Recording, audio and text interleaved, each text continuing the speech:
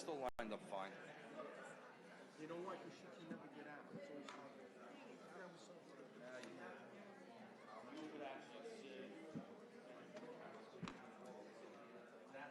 Thank you. Is that how you want to move over from now on? Yeah. Because no one sits there anyway. Okay. It's not exactly set. It's hot up here. Yeah. What, Joe? What, Joe? What, Joe?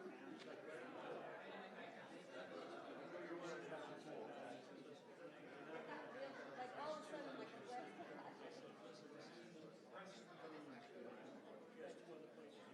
like a blast. I just wanted to tell you that I'm so annoyed at myself because I have 2 cards that I meant to bring to the church, which is I'm so sorry for us. That is really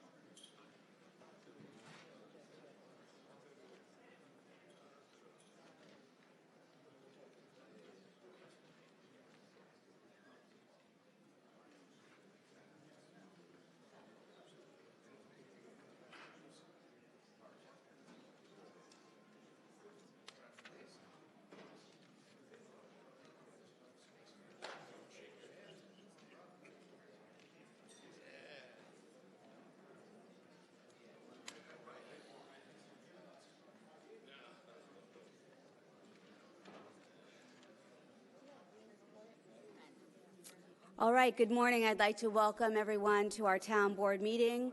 For those of you who have never attended a town board meeting before, we will first have public hearings followed by an administrative calendar.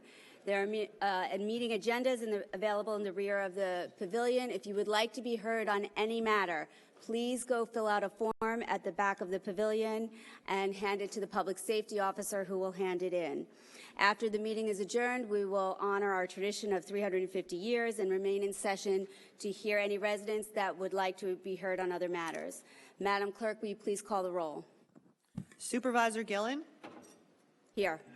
Councilman Blakeman? Here. Councilman D'Esposito? I'm here. Councilman Dunn? Here. Senior Councilwoman Gooseby? Here. Councilwoman King Sweeney? Here. I now ask Senior Councilwoman Dorothy Gooseby to lead us in the Pledge of Allegiance. Hand over heart. I pledge allegiance to the flag of the United States of America and to the republic for which it stands, one nation, under God, indivisible, with liberty and justice for all. I'd ask everyone to just remain standing, please, for a moment of silence to honor Thomas D. Franchisi, who was an honorary chief of the Belmore Merrick EMS. He was a first responder at 9/11 and died of complications and illness related to 9/11 injuries.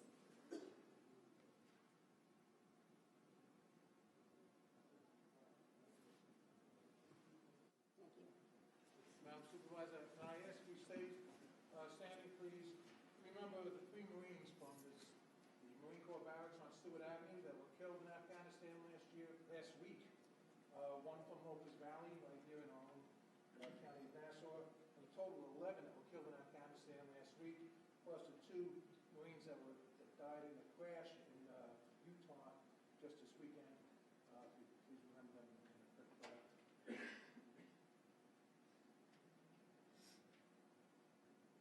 So, 5 Marines. Thank you.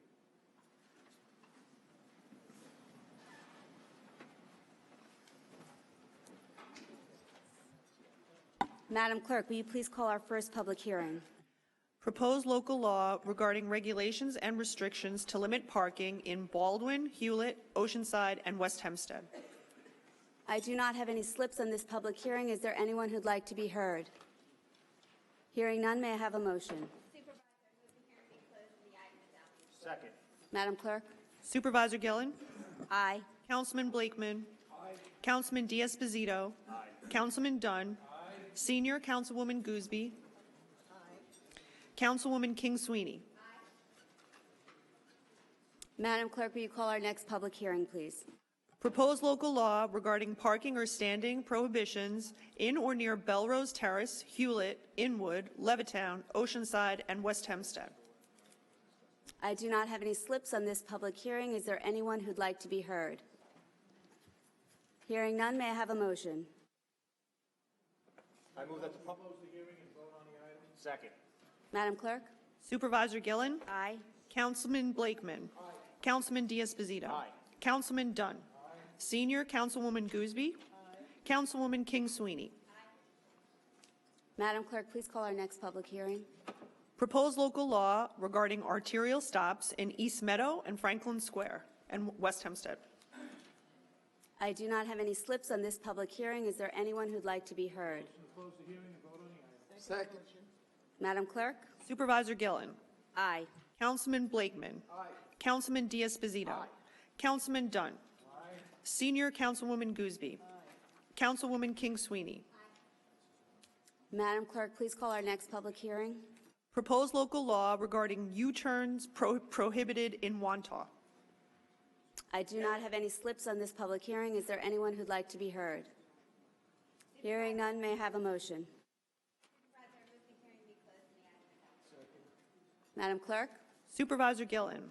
Aye. Councilman Blakeman? Aye. Councilman D'Esposito? Aye. Councilman Dunn?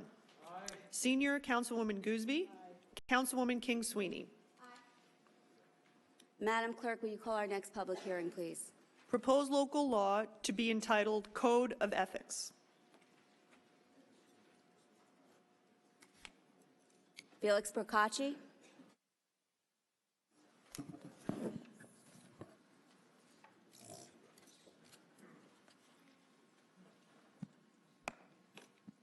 Felix Procacci, 1165 Barn Street, Franklin Square, New York. On page 16 of this law, it says it will be periodically reviewed by the Ethics Board to ensure it promotes public confidence, promote integrity. I can tell you right now, the way it's written, it's going to promote nothing. It's just going to be a waste of paper, a waste of a law. There's a lot of good things in it, but there's a lot of things that are so vague that you could run a truck through it and you wouldn't even know. What is reasonable promptness? I don't want to expect any answers from this because you just go on and waste my time, but how about passing a law for political gain? Will that be a violation? What is an unwarranted invasion of personal privacy? I've been searching for that answer for months. Joe Ross said something about HIPAA when I inquired about it. Couldn't find anything. Now COVID's working on an excuse on a FOIL request. Unwarranted invasion of privacy is in this ethics law, but it's not defined. So it's defined as the Ethics Board wants it to be defined, and therefore nothing will get done, because when you have language that's so vague, you can't enforce anything. The town attorney is going to be part of the Ethics Board. He's the executive leader for the Franklin Square Republican Club. I mean, conflict of interest, major conflict of interest. Once again, nothing will get done. You know, when you did public inspection, when you did inspections or investigations of the animal shelter, and I asked for those reports, here they say you could examine reports. I couldn't even be given the dates that those reports were made, because they said everything invaded personal privacy. So I don't even know if anything got done. I said, give me a number, one, and start date and end date. I couldn't get that because it was an invasion of personal privacy. I mean, this law is a joke. I mean, it's really a joke, because not that there's not great stuff in it, but you're going to give me some excuse, because I could write I could go through the trouble of writing ethical complaints right now. There's a ton of stuff I could do right now, and you're going to say it's an unwarranted invasion of privacy, it's no good, you know, you're saying what you're saying is wrong, but they won't give any reason why it's wrong. So you're basically just, you know, wasting the public's time with this thing. And also, it was never brought to the public. It was done behind closed doors. I advocated for a public discussion of this law way back when it was introduced in September. That was never done. So, you know, it's nice that you're trying, but I think it's just a ploy, a political ploy. It's not going to do anything. Thank you. Mr. Procacci, would you like Mr. Leventhal to address your concern about unwarranted invasion of personal privacy? Mr. Leventhal, do you want to respond to that comment? Yes. Thank you. The term unwarranted invasion of personal privacy comes from the Public Officers Law. The Public Officers Law is the statute that that establishes a code of conduct for state officers and employees. And in particular, the Freedom of Information Act includes certain categories of information that may be discussed in executive session. Among those, according to that statute, are matters that would result in an unwarranted invasion of personal privacy if disclosed. So it is true that that a term like that requires a degree of interpretation, but that is also the case with most laws. There's judgment that is exercised in implementing them and enforcing them, and that is why we have an ethics board. We have judges to interpret laws and apply them in particular cases, and we have a board of ethics that will also interpret this law, if it's enacted, and apply it in particular cases. Okay, just let me answer real quick because I had 17 seconds left. First of all, you asked for my name and address, but then you redact the address of the people on the financial disclosure, but you're asking for people's public address at this hearing and make it available to the public, and yet that's an invasion of personal privacy on a financial disclosure form. And in addition, in the Camp Anchor situation, the town officials released the addresses of these children, and now they're arguing in court that it wasn't an invasion of personal privacy. So you have the double standard here, where you're fighting a case saying that it wasn't an invasion of privacy, releasing those addresses, and you're taking the other side by redacting the addresses on a financial disclosure form. So which one is it? And you're going to have to make up your mind, but it can't be both. Okay, thank you for your comments, Mr. Picacci. Valerie Lamp.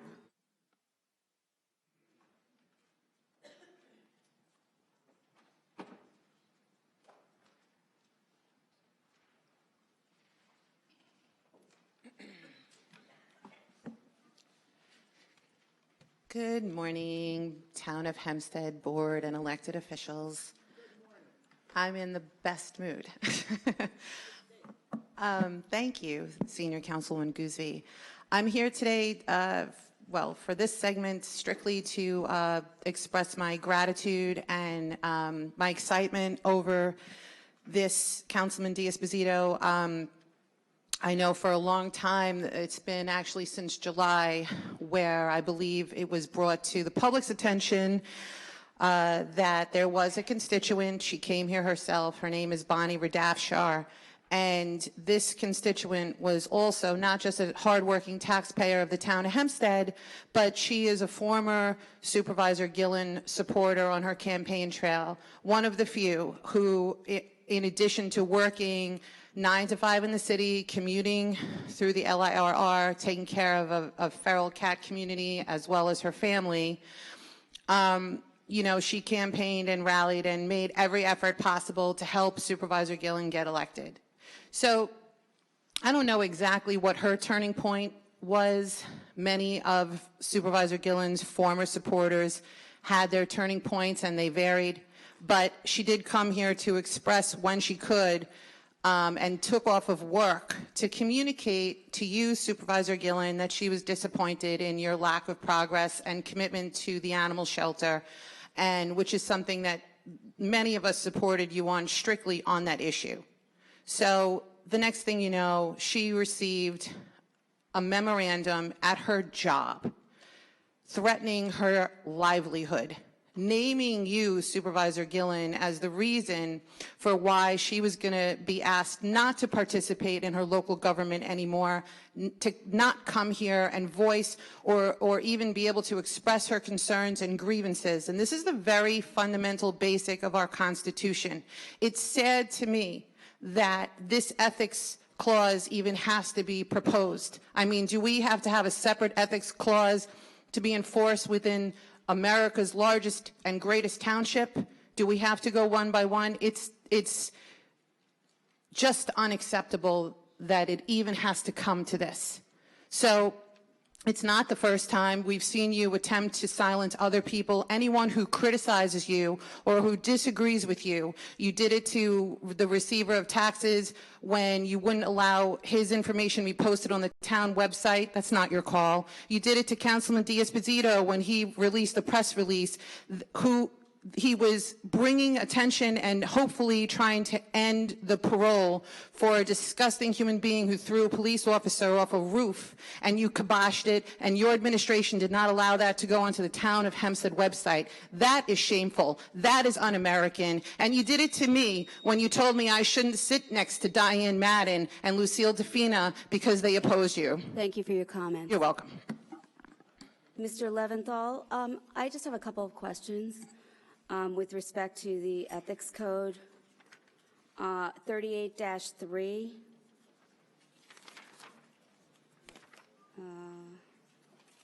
I'm sorry, actually 38-2, the definition of relative.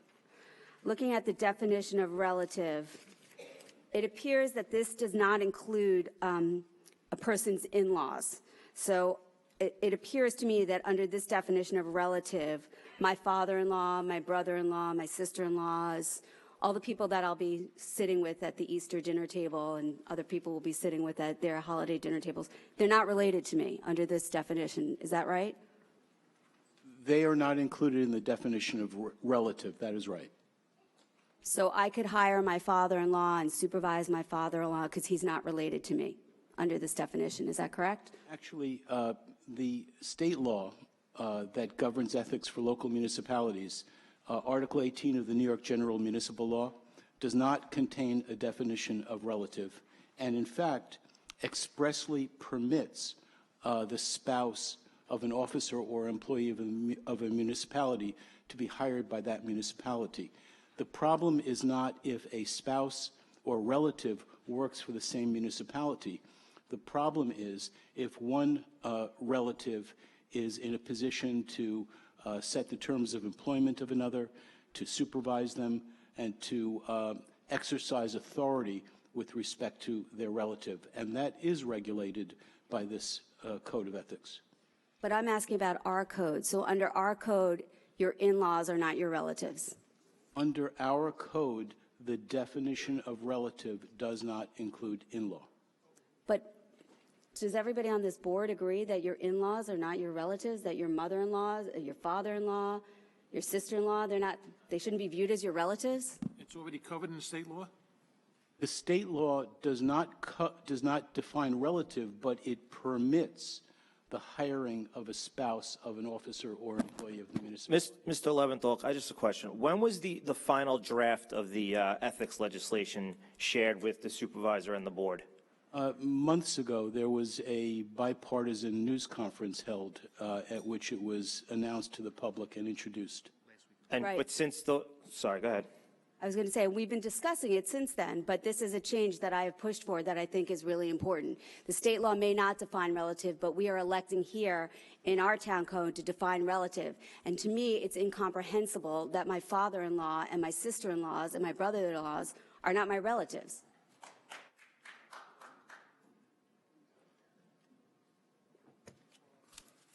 So, I mean, nobody here has an answer for that? You all think your father-in-law, your mother-in-law, your sister-in-laws are not your relatives? Well, I don't think this is a question of the definition of a relative. I mean, my third cousin twice removed is a relative of mine, but it's whether or not we need to legislate that role. If anything, in-laws, at least in my family, are often outlaws, and we treat them more harshly. So I think we need to look at practice and reality and whether, I mean, right? So I'm lucky I have the Atlantic Ocean between my in-laws. But I just think we're looking at what's practical, not whether or not, there's no way that the town of Hempstead is trying to state that in-laws are not relatives. It's whether or not we need to legislate that relationship. Well, your third cousin, I would agree with you, that's getting pretty far afield. I mean, I think only when people take the bar exam do they really understand if someone's like their second cousin or their first cousin once removed. It's kind of vague. But in terms of father-in-law, mother-in-law, sister-in-law, I think that's pretty close. I mean, I think most people were going to be celebrating, a lot of people are celebrating holidays this weekend, Passover, Easter. And I think generally on holidays like this, we celebrate with our in-laws. I mean, maybe some families don't get along, but the families that do, those are the people that you celebrate with. So in terms of practical application of the ethics law on people who are in close familial relationship, I find it incomprehensible that we're saying that our immediate in-laws are, and you don't have to make it any in-law. You could say father-in-law, same people that we define here. Father-in-law, mother-in-law, sister-in-law, brother-in-law. That's certainly something that could be spelled out in this code, since we are choosing to define relative. Well, there is no uniform definition of relative among municipalities. So while we can have a reasonable discussion about where to draw the line in defining relative, I respectfully would say that it's an overstatement to say that it's incomprehensible not to include in-laws. There is no uniform definition. It's a question of what definition best achieves the goals of the ethics program and what the policymakers deem necessary to achieve those goals. The line is drawn in various places in various municipalities. And I think that at the last minute, be given another exception. I would like to move that we pass this as is, and if there's any other thing you find, we can always amend. We can always amend this to it. I have no in-laws working for the town or the county or the state or the federal government. I have nobody of interest in mine. Please stop yelling from the gallery. But at the last minute, we always end up with another thing to kick the can down the road. and I don't want to kick it down the road. Let's pass this as we have it now. It's been agreed after July all the way to now. We finally got the law before us. Let's pass it. We want to amend it and include in-laws and dogs and whatever you want to include in it, fine. Let's look at everything and do it all at one fell swoop, because piece by piece, people are going to miss out on something. So at the last minute to bring it up, and I have no interest in this at all. There's no part of my family, none of my in-laws are working for any municipality. So I think we should just pass this as is, because a lot of time and effort went into this since before July.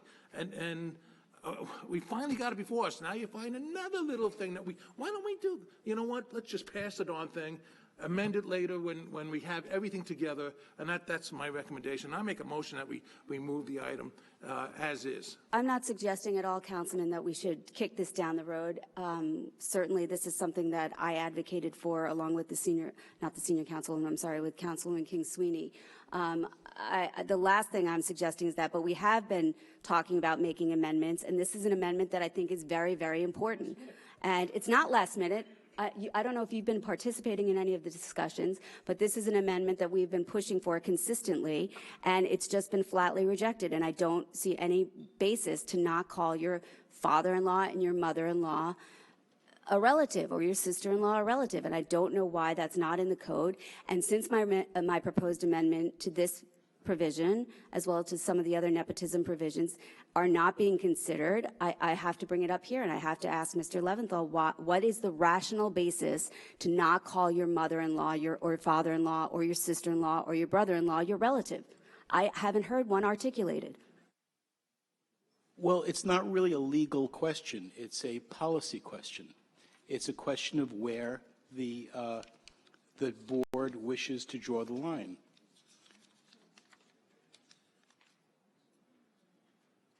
Oh, well, I mean, I can agree with that. I think it's a common sense question as well. I am reading I'm reading from the Nassau County Code of Ethics. The Nassau County Code of Ethics includes particular in-laws: mother-in-law, father-in-law, sister-in-law, brother-in-law, and grandparents. I'm reading from the Town of Huntington Code of Ethics. The Town of Huntington Code of Ethics defines relative as spouse, child, stepchild, dependent, parent, step-parent, sibling, or step-sibling of a town officer or employee.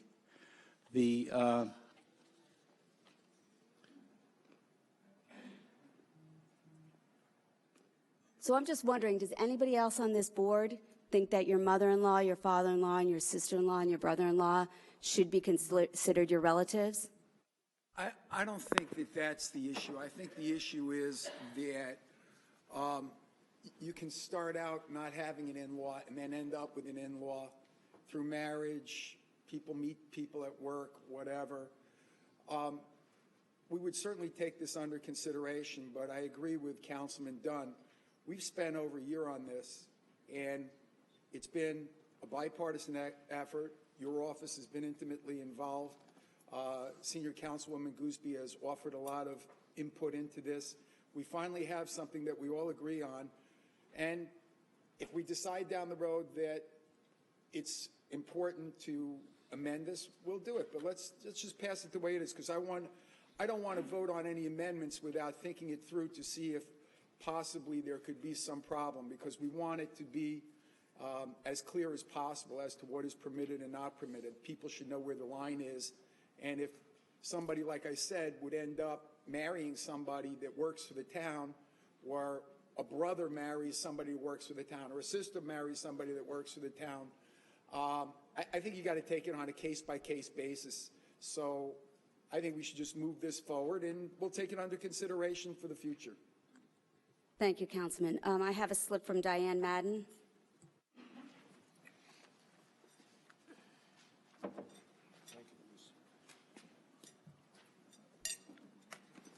Diane Madden, Hempstead. I have to agree. I would like to see this passed, this resolution. I especially have to thank you, Councilwoman Erin Sweeney. I know you basically gave birth to this a long time ago and talked about ethics a lot. And I think that that was the path that landed us here. Councilman D'Esposito, I want to thank you, although I'm a little unfamiliar with what you contributed as far as to prevent another situation like what happened to Bonnie Radafshar. Could you please explain to me a little bit more about it? Sure. It's, I think, Section 38-16. Is that correct, Rich? And basically, it's a clause to protect the free speech of Hempstead employees, contractors, and others to avoid what may or may not have happened with Mrs. Radafshar in regards to the memo that was possibly sent to her place of work asking that she stop criticizing the supervisor. I thank you for that. To take it a step further, what I'd like to see happen is that an outreach is made to anyone else that they may have been victimized in the same way Ms. Radafshar was. You know, that's important. I happen to know that there are people that were intimidated by Laura Gillen, including Brian Cook from the SPCA. A few red flags went out. Even when Samantha Levine no longer worked for the town and had some very strange tweets following her resignation. So I think that there could be other victims out there, and I think it's important to find that out. As far as this resolution, I agree that it can be amended in the future. In fact, I hope my proposal to Councilwoman Sweeney's office, in fact, I know it's continued to be worked on with regards to anyone, because I believe it starts at the application level. Any candidate that tries to get a job here, to me, it isn't the biggest concern about who they're related to. It's their qualifications. It's the honesty in the hiring process. Are they ethical? Do they have integrity? That is the basis for hiring employees, and certainly it's a concern, relatives, absolutely. But the only concern to me as a taxpayer is if they're not qualified. If they're highly qualified, then I've never had an argument. Again, please do pass this. Let's get it started, and I'm sure you'll be hearing from constituents on what they would like to see amended. And thank you so much. I do not have any other slips on this public hearing. Is there someone who would like to be heard?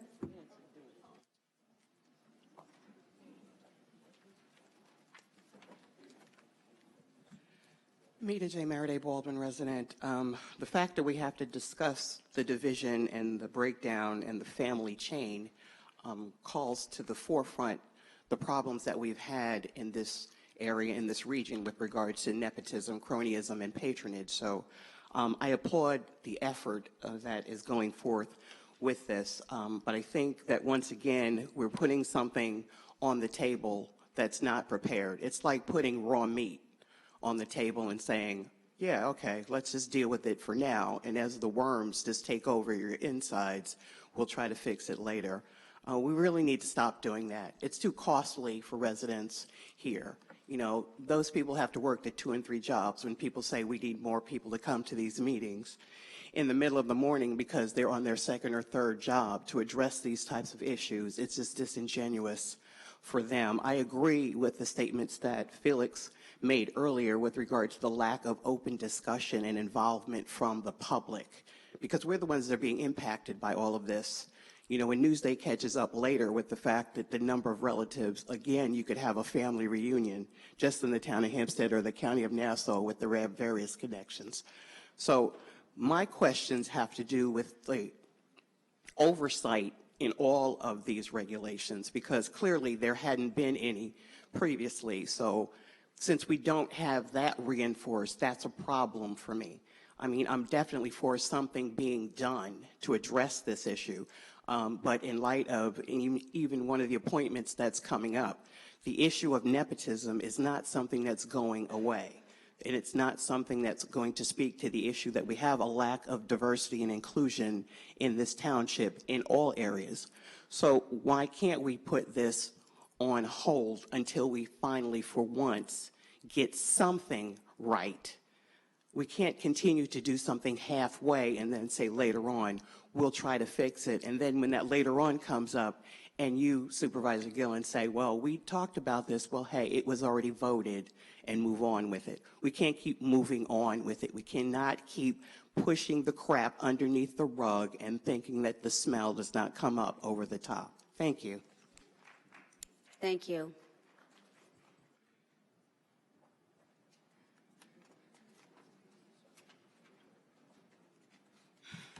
Pearl Jacobs, Uniondale, President of Nelson Garden Civic Association. I do believe that this resolution should be tabled to further discuss the issue of nepotism in the town of Hempstead.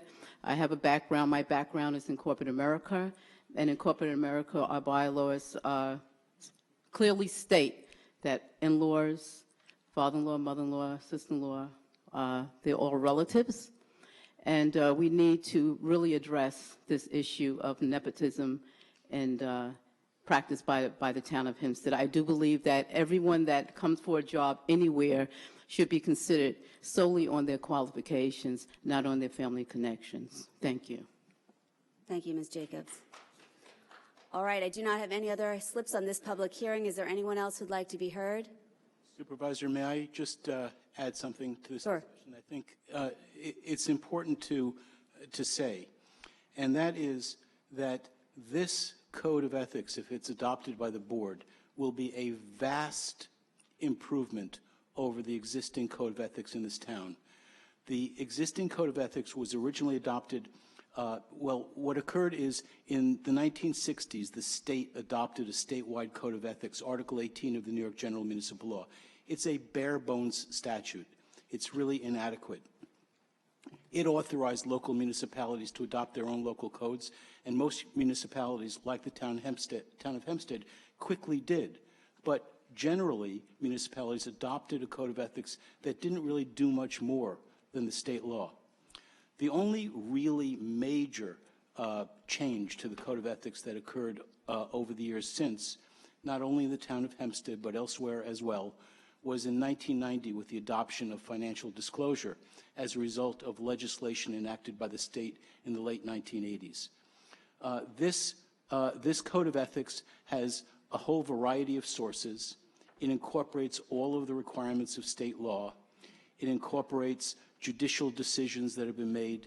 It incorporates the literature by scholars and commentators that have written about the subject of government ethics over the years. It incorporates experiences that have occurred in this town and elsewhere and warrant being addressed by the law. It is organized in a way that is clear and comprehensive. It has a section dedicated to the code of conduct, a separate section dedicated to disclosure requirements, and a final section that establishes the powers and duties of the Board of Ethics. It's worth noting that for the first time ever in the history of this town, there will be a requirement of bipartisan membership on the Board of Ethics. For the first time ever in this town, the Board of Ethics will have the authority to impose fines of up to $10,000 for violations of the Code of Ethics. This is a law that was vetted with the Supervisor's Office, the Senior Councilwoman's Office, the Majority Caucus, and the Town Attorney's Office. There were many meetings. It went through several revisions. This has been carefully considered and developed. And like all such laws, I think it should be considered to be a work in progress. We take a step forward. We keep our eyes and ears open. We determine what improvements can be made in the future, and we proceed and make improvements and improve both town government and also the services and transparency of town government for the residents and business people in the town. And I think I would respectfully ask the board to enact this law, and I think every single member of this board can feel very proud in having done so. Thank you, Mr. Leventhal. Madam Clerk? Supervisor Gillen. I'd like to echo. Oh, I'm sorry. Did we have a motion? I put the motion on the floor. Second. Okay. There you go. Yes. Second.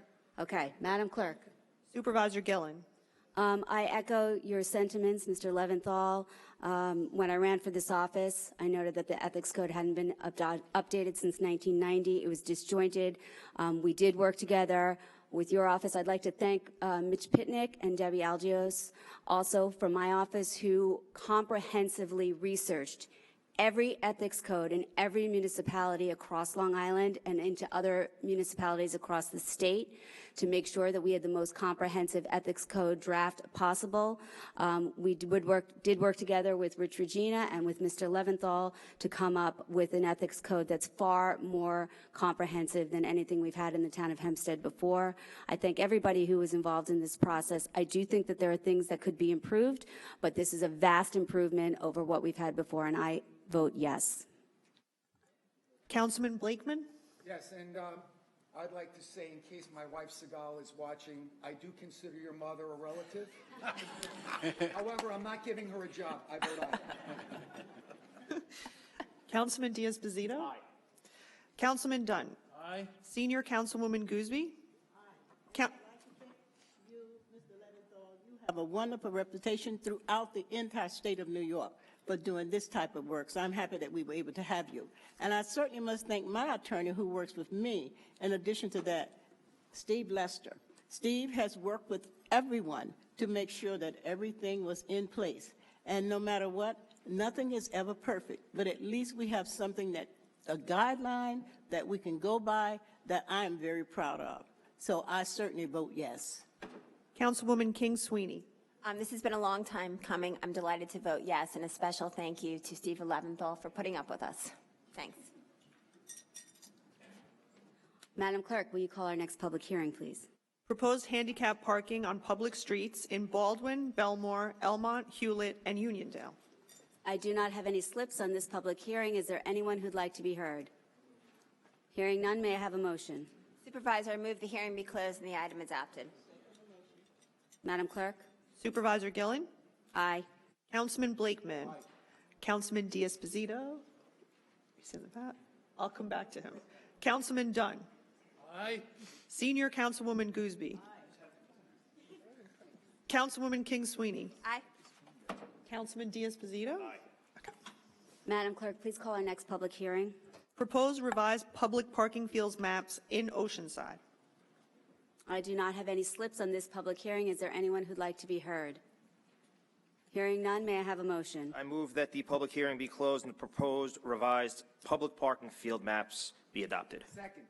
Madam Clerk? Supervisor Gillen? Aye. Councilman Blakeman? Aye. Councilman Diaz-Bazito? Aye. Councilman Dunn? Aye. Senior Councilwoman Gooseby? Aye. Councilwoman King Sweeney? Aye. Madam Clerk, please call our next public hearing. Application of Shady Point LLC for a special exception, public garage, to permit operation of an automobile shop in Franklin Square.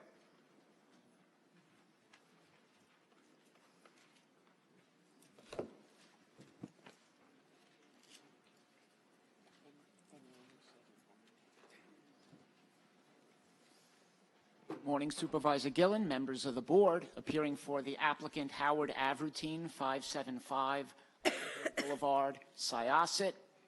This is the application of Shady Point LLC for a special exception to permit operation of an automobile repair shop at its premises in Franklin Square. The premises under application is located on the southerly side of Hempstead Turnpike, 295.12 feet west of Claflin Boulevard in Franklin Square.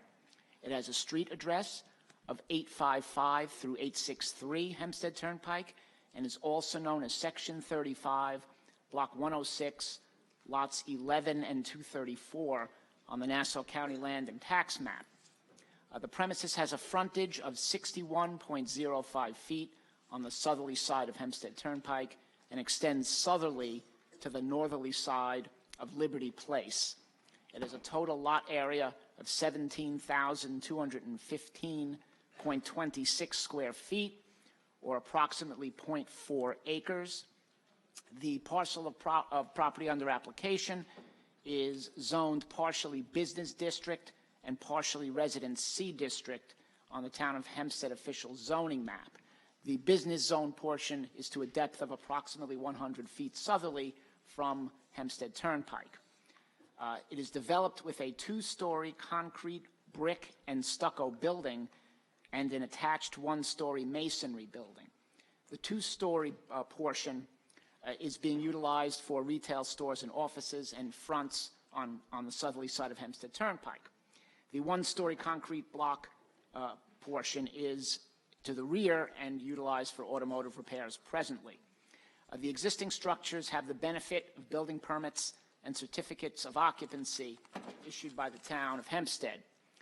The existing one-story concrete block building behind the storefront portion of the building was legalized by virtue of a non-conforming approval by the building department in 1987. The application is for that, and the approval is attached to the application documents filed with the board. That was under application NC 87-81, which granted the non-conforming application in order, quote, to maintain a non-conforming commercial garage, close quote, in the one-story masonry building. Page 2 of that decision states, quote, building permit number 49205 was issued in 1947 for a rear addition to the garage and extension of business use throughout the property, close quote.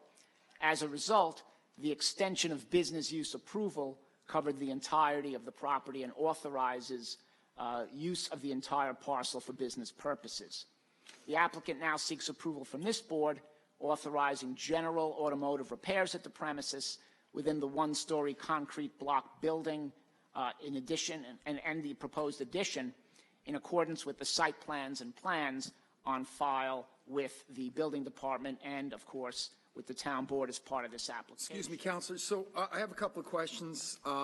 First of all, there are photographs that were taken by our building department that showed various auto parts outside. If this application is approved, will the storage of those auto parts be moved indoors? Absolutely. There will be no storage of any materials outdoors. That situation, by the way, Councilman Blakeman, has been remediated. And will all the repairs occur inside and no repairs outside? That is correct. One other question. You have a neighbor, the Franklin Square Muncie Park Volunteer Fire Department. I understand through my assistant, Ms. Puglisi, that they have endorsed your application. Is that correct? Yes, sir. I have a letter. Do you have the letter? I have a letter of support. Can you make it part of the record, please? Certainly will. Is it a long letter? Can you read it? I can certainly read it. It's a letter dated April 8, 2019, addressed to the Town of Hempstead Department of Buildings. It says, to whom it may concern. On behalf of the Board of Fire Commissioners of the Franklin Square and Munson Fire District, I am writing this letter in support of the application for a public garage to permit the operation of an automobile repair shop at Shady Point LLC, 855 through 863, Hempstead Turnpike, Franklin Square, New York, 11010. The board has been notified of the public hearing on April 16, 2019 at 10:30 a.m. Please contact me if you require additional information. Respectfully, signed by Joseph Terragrossa, Chairman. Okay. Would you hand that to the deputy clerks? Thank you. I also have. And my colleagues also want to be assured that there'll be no shady activity on the property. Is that true? I can't speak to that, but I think it will all be in accordance with the law. I do have copies for the board members of that letter as well. Just a quick question, if I might. Yes, sir. Bruce, do you mind? I don't see it on the map, but, you know, in view of the light that we are losing men and women overseas in war, and they do come home and their families love to see the American flag, is there room for an American flag to be in the gas station? Absolutely. The American flag will be proudly displayed either on the front facade of the building or on the roof of the building, where it will be as visible as possible. Thank you. You're welcome. I also would like to submit a letter of support from the abutting property owner directly to the south. at 856 Liberty Place. That's dated April 1, 2019. I won't read it into the record, but it is in full support of the application, and I submit a copy of that as well. And I do have photos that I'd like to hand in. These depict the remediation that I described, Councilman Blakeman, to the premises. So when you review these photos, you can be comfortable that the conditions about which you were concerned have already been taken care of, and I'll submit copies for all of the board members as well of the photographs.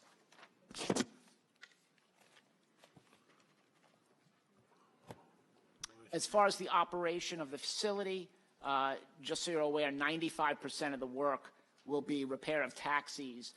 The principal of the applicant operates a taxi business, and so there will be primarily the repairs of their own vehicles. There will be no auto sales at the premises, and no outside storage of vehicles. How many employees do they currently have? Excuse me? How many employees do they currently have? There are 9 employees, and those who drive, there's an available municipal field. I'm sure the board is aware. It's directly to the north of the premises, on the northerly side of Hempstead Turnpike. It's field FS1, which has approximately 120 spaces, and most of which allow for 12-hour parking. So it's ideal for the employees of the facility who do drive to utilize it. The hours of operation are proposed to be 7 a.m. to 6 p.m., Monday through Saturday. And anticipate hiring any additional employees? Not at this time, no. I think that the 9 is probably what we expect. And well, we would be very much in favor of hiring more employees if you expand your business. Actually, if the demand requires it, I'm sure my client would be happy to do that. I'd also like to address at this time, if I may, resolution number 10279-18 of the Nassau County Planning Commission in connection with this application. And it had a recommendation for modifications. I'd just like to address those so that the board can consider as part of its deliberations on this application the Planning Commission comments. The first one says that the site plan shows no off-street parking, so the Planning Commission is looking for provision of some parking. I would respectfully submit that in light of the available municipal fields surrounding the premises, and Mr. Sean Mulryan is here, he'll briefly testify about available parking, that really no parking is required on site. Do you want to make that part of the record? You don't have to read the whole thing. Sure. Well, you mean the resolution, sir? Just make the resolution part of the record. Surely. I'll submit a copy. And in addition, the Planning Commission suggested that the proposed addition be reduced in size. Unfortunately, to do that would really diminish the ability of my client to effectuate what he's attempting to effectuate through this project. So I'll submit a copy of that resolution. As the board may or may not be aware, the facility that my client is relocating from to come here was at 124 Covert Avenue in New Hyde Park. That's a building that was taken by eminent domain to accommodate the third track for the Long Island Railroad. The business is in a temporary facility now and really needs to complete this process, and hopefully, if the board is favorably inclined in connection with this application, can move this process along so that he can build his addition and have his operation here. In that regard, we would request, if at all possible, that the board take action on this today, if it's feasible for the board to do so. We also have to go to the Board of Appeals for certain variance relief, including parking, in the event the board is inclined to approve this application. At this time, if I may, I have Sean Mulryan, who will make a brief statement about existing. Before he makes a statement, I'd like to know if you have any place there where you're going to put some flowers or trees or something so that you make the place look nice. What are you planning to do? Well, there's really, if I don't know, Councilwoman Gooseby, if you've.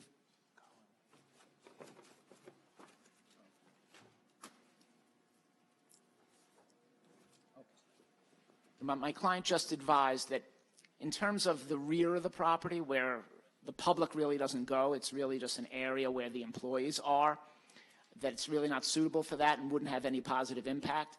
But on the turnpike, there are existing trees and there are beds of earth around those trees that can be fortified with flowering plants and things of that nature, which my client would be happy to provide if that would be acceptable. And the concrete looks like it's kind of worn. It doesn't look like it's been done in years.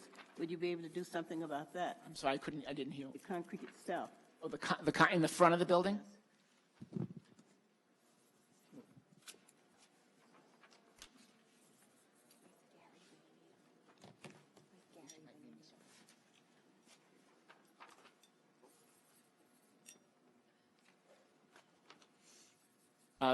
The front of my client advises at the front of the building, its appearance on Hempstead Turnpike. I have some photos that depict that. I think it's been recently done. And since we're on Hempstead Turnpike, we would require state DOT approval to do anything with any of the sidewalk in front of the building. If I could submit these, Councilwoman Gooseby, I think you could get a view of the front of the building. It does create a positive aesthetic on Hempstead Turnpike.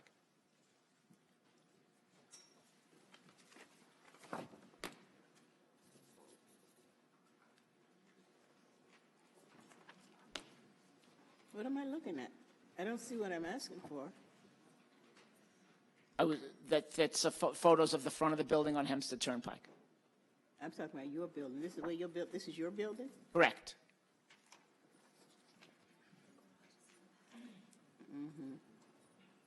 Okay. Guess we can't do anything. I don't see any place of flowers or anything. You could put some planters there. We can certainly do that. You can do that. Absolutely. So it looks better. All right. Thank you. Good morning. Sean Ryan. Just echoing what Senior Councilwoman Gooseby said. So would you make part of your application that you would put planters in and maintain them in a healthy state? Of course. Okay. Thank you. Because we share Hempstead Turnpike, and we're all trying to improve that corridor. So I'm glad you brought that up, Senior Councilwoman. Absolutely. Good morning. Sean Ryan Engineering, offices at 1225 Franklin Avenue in Garden City, New York. I'll try to keep this brief. One of the things that I think is coming up today is that there is essentially two halves to this building. The front half is storefronts that are directly on Hempstead Turnpike on the sidewalk. In the rear of the property is an existing auto repair building that the applicant is looking to expand. The expansion, once again, is due to eminent domain or a closure of the existing facilities that they use or used to use on Covert Avenue. Covert Avenue was closed on Monday and will be closed for several months, and that building has been raised in order to provide for the construction of those improvements. The applicant does have auto repair here. It will continue in that operation. The operation has vehicular access onto Hempstead Turnpike via cross-access agreement. So the property itself that fronts on Hempstead Turnpike is building. It is not a driveway. The driveway onto Hempstead Turnpike is actually a cross-access agreement with the neighboring properties. This site does have access onto Liberty Place. Liberty Place is a street 1 block south of Hempstead Turnpike. It leads directly into the firehouse. The firehouse now subdivides Liberty Place, where trucks will pull in from one side and pull out the other side. So on this side of Liberty Place, the trucks will exit. There are 4 overhead doors. 1 is an ambulance door and 3 are fire truck doors. On the opposite side of the building, there are 3 doors so the fire trucks can pull straight through where the ambulance backs into the building.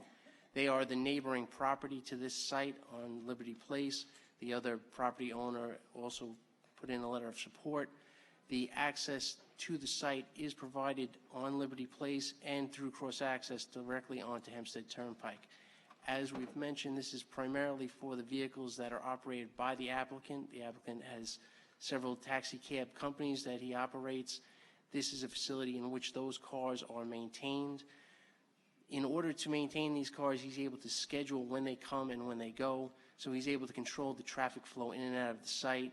He doesn't look to overburden his own facilities, so he has them come in when the lifts and other mechanical equipment is available. There is places on site for vehicles to park, however, they do not meet the standard criteria dimensions of a standard parking space that you'd have at a shopping center or somewhere else. So they're not included in our calculations, they're not provided as on-site parking. However, you can store cars in front of the overhead doors and within the buildings. As we have mentioned, And none of your vehicles will block the ingress and egress of the emergency vehicles and fire vehicles? Absolutely not. That is a street that is behind our site. There is parking restrictions on that street. And once again, this is an existing operation that we're looking to expand, but we're looking to maintain the same traffic flow in and out of the site. And those trucks pull directly out onto Liberty Place behind the site, and we haven't had any issues. The applicant's been there for over 20 years. So in your opinion, would this application, if approved, have any material deleterious effect on traffic? No, it would not. Thank you. Thank you. That completes our application. We have a representative of the applicant here, Lawrence Blessinger, who is a principal of Shady Point LLC. We also have Anthony D. Properzio, who is the project architect, in case the board has any questions that would be appropriate for them. Thank you. Thank you. Anthony D. Properzio? He just signed it. I don't think he intends to speak. He's the project architect. And Okay. unless the board has questions, I don't think he's going to have testimony. What about John McCarthy?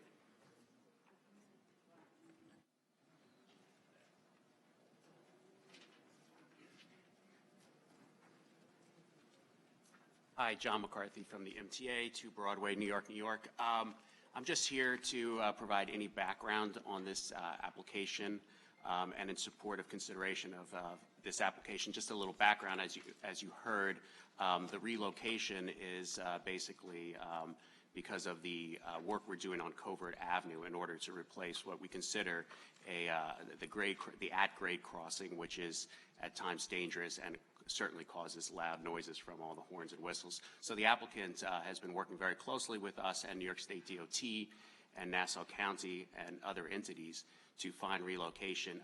We made a commitment at the beginning of our project, which is eliminating the grade crossings and adding a 3rd track on the main line, that we would completely have a 0 residential property takings and limit any commercial property takings. We've been fortunate to limit it to only 4 full takings, and in the case of this applicant, we are taking a partial easement, a partial taking and a temporary easement, so the building had to be taken down and the business relocated. But our commitment is to keep this business in Nassau County in the town of Hempstead, and we respectfully request that you consider this application. Thank you, Mr. McCarthy. I'm glad you're here today because it gives me an opportunity to raise an issue with you with the MTA.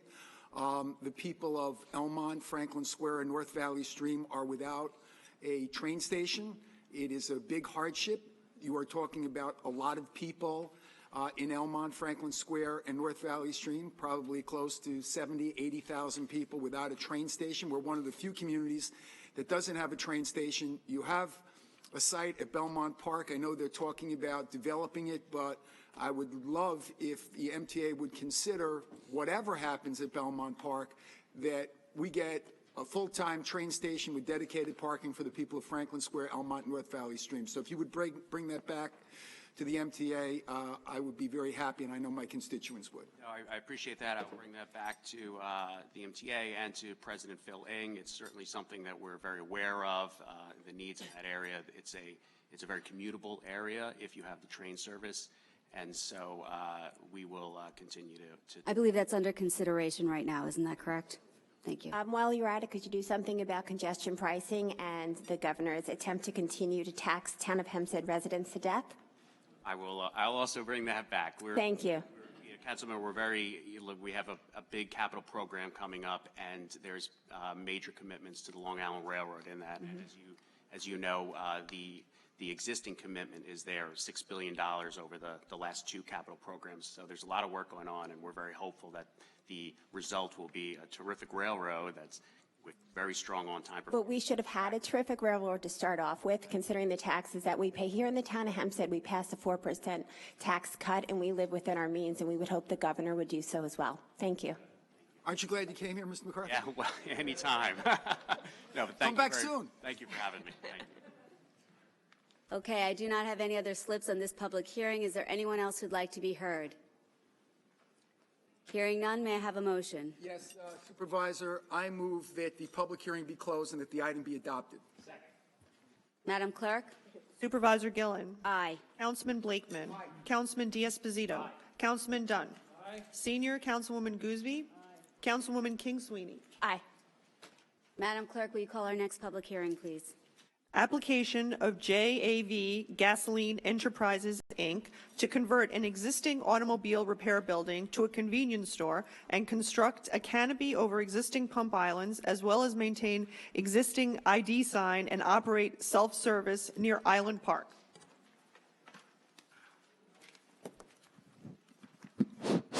There we go. That works. Good morning, Supervisor Gillen, honorable members of the board, Madam Clerk, Counsel, Kevin O'Brien. Morning. From the firm of Murphy, Bartell, and O'Brien, offices at 22 Jericho Turnpike, Mineola, New York. And just quick side note, congratulations on the adoption of your ethics regulations. Great to see the board work together, and also even maintain a little bit of a sense of humor at the same time.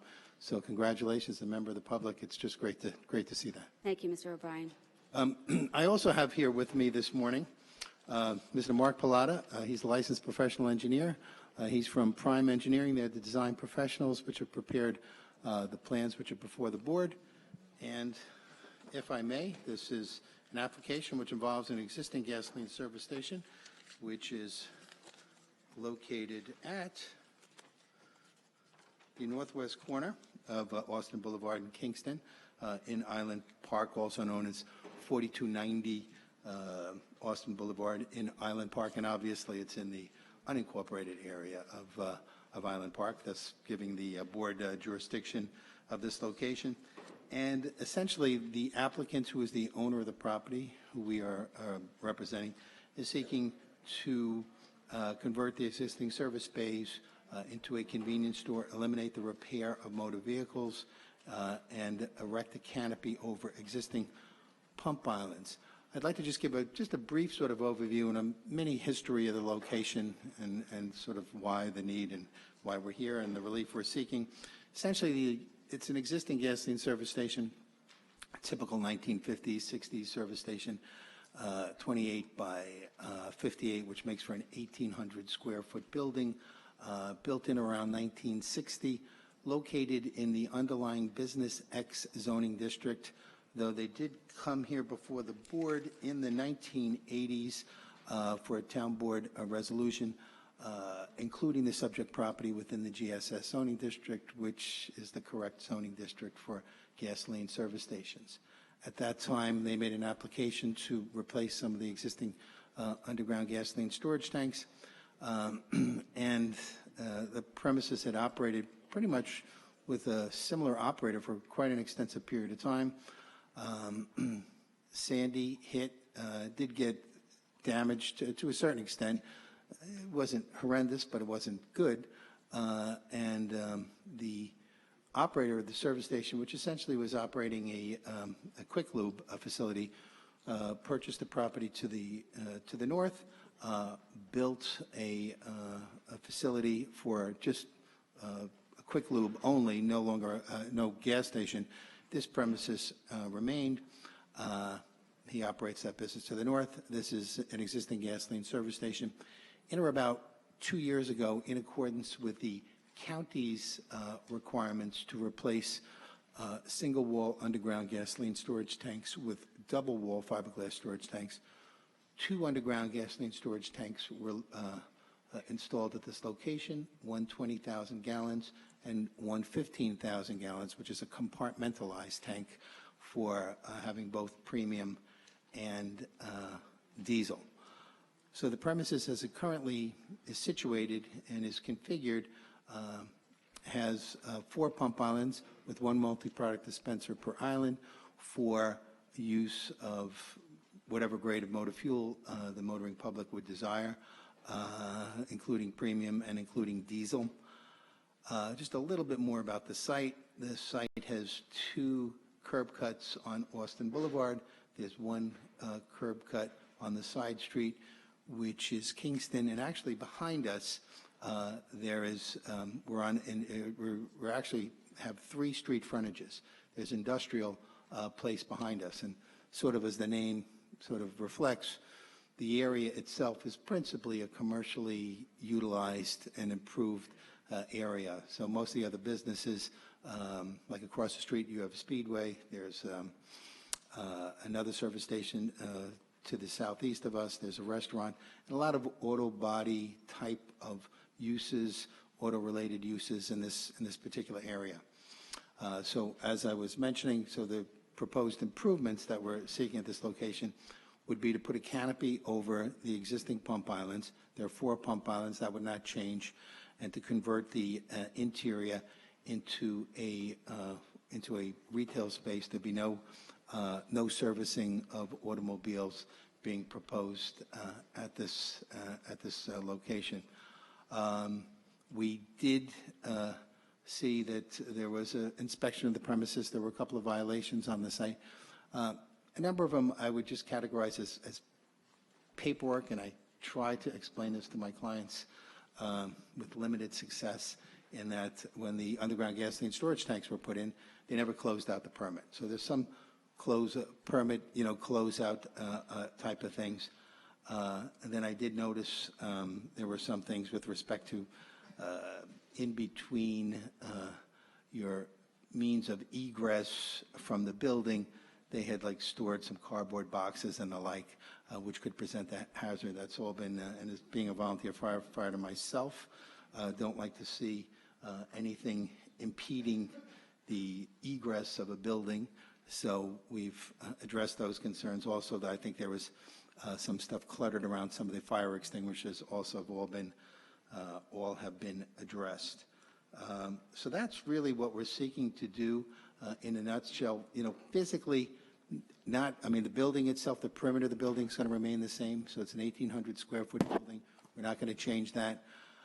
I have, and the one thing I'd say, I'm a little bit of a work in progress, where I'm trying to work with the architect on this, and this is just me, and I could be wrong on this one, but as much as we're approaching a beach community over there, my recommendation to the client in connection with this, and I think they're listening to me, is to use like a hardy plank or something like that, kind of give it that sort of a little bit of a feel to it, where you have, sort of multiple layers. I'm recommending against a stucco type of building, which you see at a lot of particular. So I'm working on that. I just think it would be, because it's kind of a nice gateway into Island Park over there, beach community. So that's we're in that sort of process. Like I said, we're not changing the physical aspect of the building, but I just think I personally would just like to see some sort of little architectural upgrades like that. Yeah, that'd be great. And just a couple questions. Sure. So the 10-minute oil change to the north, the applicant is also the owner of that? Previously, that owner owned this particular piece of property. No, I'm sorry, didn't own it. He was a tenant at this particular piece of property. He bought the property to the north, so he's no longer the tenant here. He now independently owns and operates that location to the north. Okay. No relation now whatsoever to this particular piece of property, other than being a former tenant. Okay, so now in the building, on the parcel that we're discussing, you're keeping the 2 bays? What we're proposing on doing is eliminating all service bays, all repairs, and having the entire inside of the building. The inside of the building is approximately, well, I should say the 4 corners of the building is 1,800 square feet. When you get down to the interior space that would be utilized as a convenience store, you do have a utility room, you've got restrooms, you've got the like. So you probably end up within a neighborhood of about 1,250 square feet of usable retail space. But there would be no repairs or lubricating of motor vehicles at this location. And how many pumps are you keeping? There'd be 4 multi-product dispensers at the location. Same location that they are at now? Same location, they're exactly there right now. Okay. Just no canopy. Just a couple questions. Yeah, good. I just wanted to ask a quick question. You were mentioned moving away from stucco for the exterior of the building structure. Are there plans to improve, like enhance the beauty and the appearance of this station. And, Senior Councilwoman Gooseby asked the last applicant to put in planters, something that could make this a little bit more attractive. Absolutely. What we're looking at with our design professionals, like I said, I kind of like the beachy sort of thing noted in the area, so I'd be looking like in the corner to see if we could put some beach grass or something like that. I recognize, and I've discussed this with our design professional, that we do have limited site size and ability. Nevertheless, I still think that we can do something out in the front, a little bit towards the back in a landscaping type, as well as even have where sometimes what you'll do is, and he chided me, but that's okay. He's right. I have to listen to my professionals, because I said, well, how about like underneath the canopy we could put like some pots and stuff like that? And he says, the sunlight. All my ideas. We do like palm trees in Island Park, just so you know. So I think that on the exterior of some of the pump islands, we could have some, possibly those would be in pots. We could have something there. But I certainly agree, because it makes all the difference in the world. And just to address some of the violations that are on the site right now, there's a bunch here to go through them all. Are they all being taken care of? All being addressed. Like I said, a number of them are, like say, for instance, they said, we're operating a convenience store. We do sell, quite frankly, cigarettes, lottery tickets, and Snapple. Yeah. To me, it's not but we're here to address that. And just especially the safety issues. I guess there was no fire extinguishers, electrical hazards. I'm not sure if you're aware of this, but less than a year ago, there was a tanker fire directly across the street from this location. I'm very aware of that. Yeah. I saw the videos on that as well. And fortunately, the beauty of the day and age that we live in right now is that the technology is incredible. So now what could have been devastating, now you got like these breakaway hoses and all this sort of stuff. So what could be, devastating, actually, Island Park Fire Department did a tremendous job in taking care of that. But fortunately, nothing really happened. I looked, and it was the first thing I went to when I saw that there were some violations. Safety is obviously paramount. There were fire extinguishers that were there. There was stuff underneath them. Okay. Supposed to have 3-foot clearance, all been addressed. Listen, as long as the violations are getting taken care of along that corridor, Austin Boulevard is a tough area to keep clean. I ask that, local businesses do their best to maintain the front of their stores. You're in an area with, you have Jimmy Hayes right next door. You have the Pearl restaurant that just opened. Across the street is Grand Paradiso. You're right in the area of businesses, Artie's Collision, Pumas. They all really do a great job of keeping their storefronts clean. I know that Industrial Boulevard, which is immediately to the rear of you guys, is an issue. We have trouble with the fire trucks getting down there when there's a fire, so my office is pretty hard on Industrial Place. So, please don't keep cars back there. Please don't keep garbage back there, and just do your best to, keep the area clean. Plants, flowers. Island Park's a beautiful community. I'm born and raised there, lived there my whole life. We encourage new local business, but we want to make sure that they're keeping our communities clean, the sidewalks clear of obstructions, so bike riders can make their way to Long Beach and enjoy the boardwalk. Absolutely. Okay. Thoroughly agree. If I may, I know you're limited space, but is there room for? Already done. I've got, it's going to be between 18 and 20-foot pole with a 3-by-5-foot flag. God bless you. Thank you. If there's anything further from myself or my expert, otherwise I would just say, one more thing. Sure, certainly. The clothing box. I believe it was removed. Okay. If it wasn't, it will be, because I'll pass by on the way home, but just please. Yeah. Now I believe it was too small to have a so absolutely that'll be removed. Yeah. Yep. No need. Agreed. Absolutely agreed. Now this will be like I said, I want this one to be one that's going to stand out as one that everybody be proud of. I think what we're looking for is it will be. Yeah. Okay. Yeah. Agreed. Thank you so much. Thank you, gentlemen. I'm sorry. I know I mentioned it before, but it wasn't in the actual plan. So if you can submit it sometime in the future, is the landscaping plan. Yes. whenever you get a moment, please submit it so we have it. I will do that. And I have, if I could just submit, over 250 signatures in support of the application. Fantastic, thank you. Thank you, Ms. Hans. Thank you. Thank you. Thank you. I do not have any slips on this public hearing. Is there anyone else who would like to be heard? Hearing none, may I have a motion? I move that the public hearing be closed and we reserve decision. Madam Clerk? Supervisor Gillen? Aye. Councilman Blakeman? Aye. Councilman Diaz-Pasito? Aye. Councilman Dunn? Aye. Senior Councilwoman Gooseby? Aye. Councilwoman King Sweeney? Take care. All right, that concludes our public hearings. Madam Clerk, will you please call the administrative calendar? Yes, Supervisor. On the administrative calendar today, there are items 10 through 43. I also have a resolution that is of an urgent or emergency nature. This resolution is a resolution authorizing an intermunicipal agreement with the North Merrick Fire District for the purchase of a used 2006 Chevrolet Trailblazer. This will be item number 44 on the calendar. Would any of the council members like to sever any of the items on the calendar? If I could just give an explanation on 44. Sure. Why it's an emergency. So number 44 is an intermunicipal agreement between the town of Hempstead and the North Merrick Fire Department to purchase one of their old chief's cars for our EMS department. They are in need of a car, of a vehicle, and instead of purchasing brand new, this is coming from the North Merrick Fire Department at a cost of, I believe, $2,500. It already has the stickers and lighting on it that it will need, and with the summer season coming, we just don't want to see the truck be sold to some other person or municipality. To add to that, North Merrick Fire Department sits in my district, and we are more than happy to support this.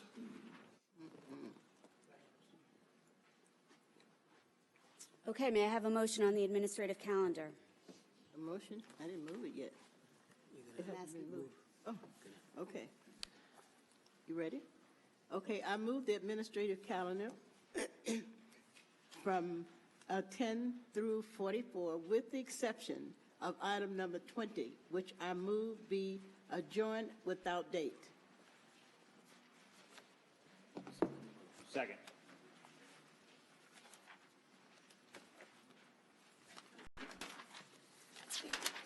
Okay, I have a number of slips of people who'd like to be heard. Valerie Lamp.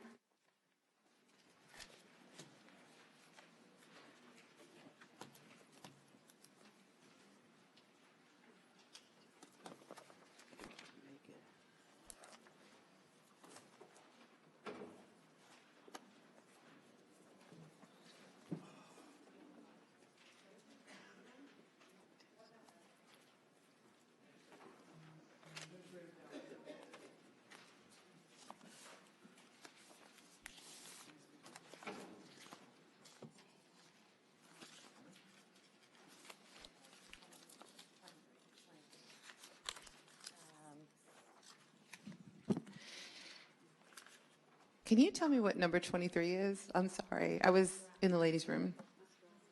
Oh, Muscarella. Got it. Sorry. Thank you. So I understand that Mr. Thomas Muscarella is up for appointment to take over Mr. Ambrosino's seat, correct? Is that happening today? Yes. Okay. I know that there's been a lot of discussion in the past regarding this very issue and special elections. I don't really have a clear understanding in terms of the cost-benefit analysis. I do know that my mother has worked for the Board of Elections every election for as far back as I can remember. And every location, I know they pay those people who work there all day, right? So every location has, I don't know how many employees, and then I believe there's additional costs after that for the counting of the votes, right? Can anyone tell me how much a special election would cost in a district, ballpark? It's roughly $100,000 per councilmanic district. Okay, and that usually brings out how many voters? 100,000 brings out how many? No, we don't know. I know it's a small turnout, right? Usually for special elections. Okay. You know what? I have to say this, and I'm not trying to insult anyone here. I'm not. I'm just trying to give you kind of what I think is a clip of reality. Most people don't know who their local representatives are. They don't. And I have this weird approach that I take, and I just ask people random questions. I could be standing online at CVS, or I could be, walking into a meeting, and I'll just ask random people, I'm curious, do you know who your local representatives are? Most people don't know who the Secretary of State is, or if you watch News 12, they ask who's the Vice President. A lot of people don't even know that on the highest level. So my point is, I hope the board does appoint him, because what I don't think is good is for a councilmanic district to have no representation. And if this is the option, then I think it's a good thing for people to have someone to call and to have someone to email. And for me, I'd like to meet with Mr. Muscarella, assuming he does get appointed, specifically about the animal shelter. Even though it's not in his district, he will be voting on these things. So, I'm just saying, let's have the district have representation. And as far as everyone getting their name out there, I'm happy to talk to you about some ideas that I have in terms of helping people know who you are. Okay. Thank you. Aubrey Phillips.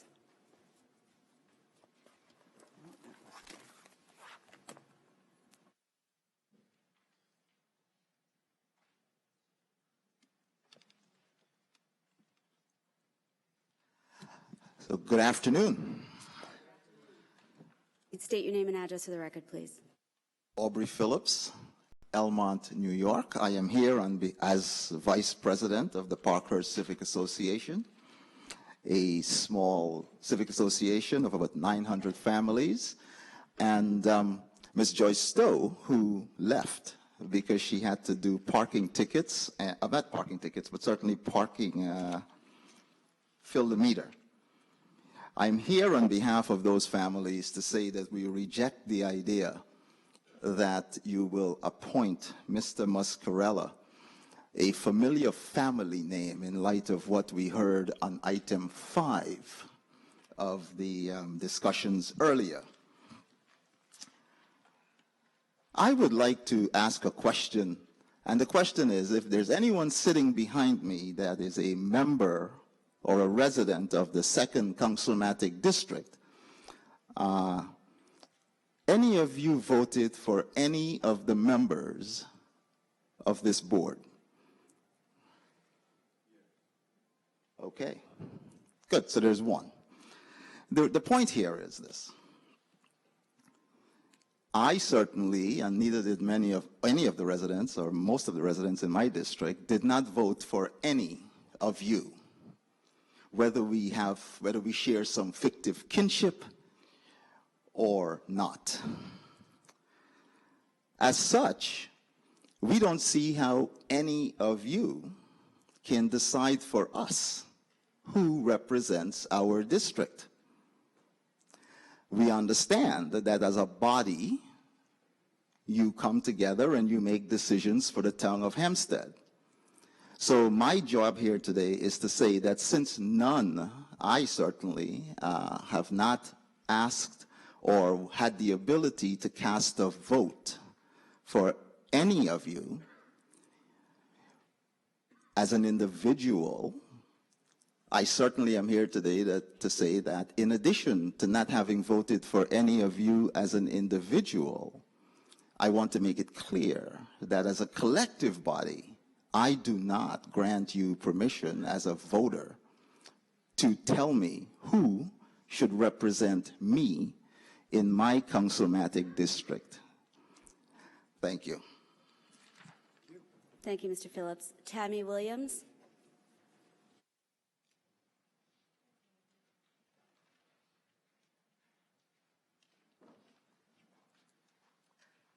Good afternoon. I'm Tammy Williams, Elmont, New York, also a board member of Elmont Parkhurst Civic Association.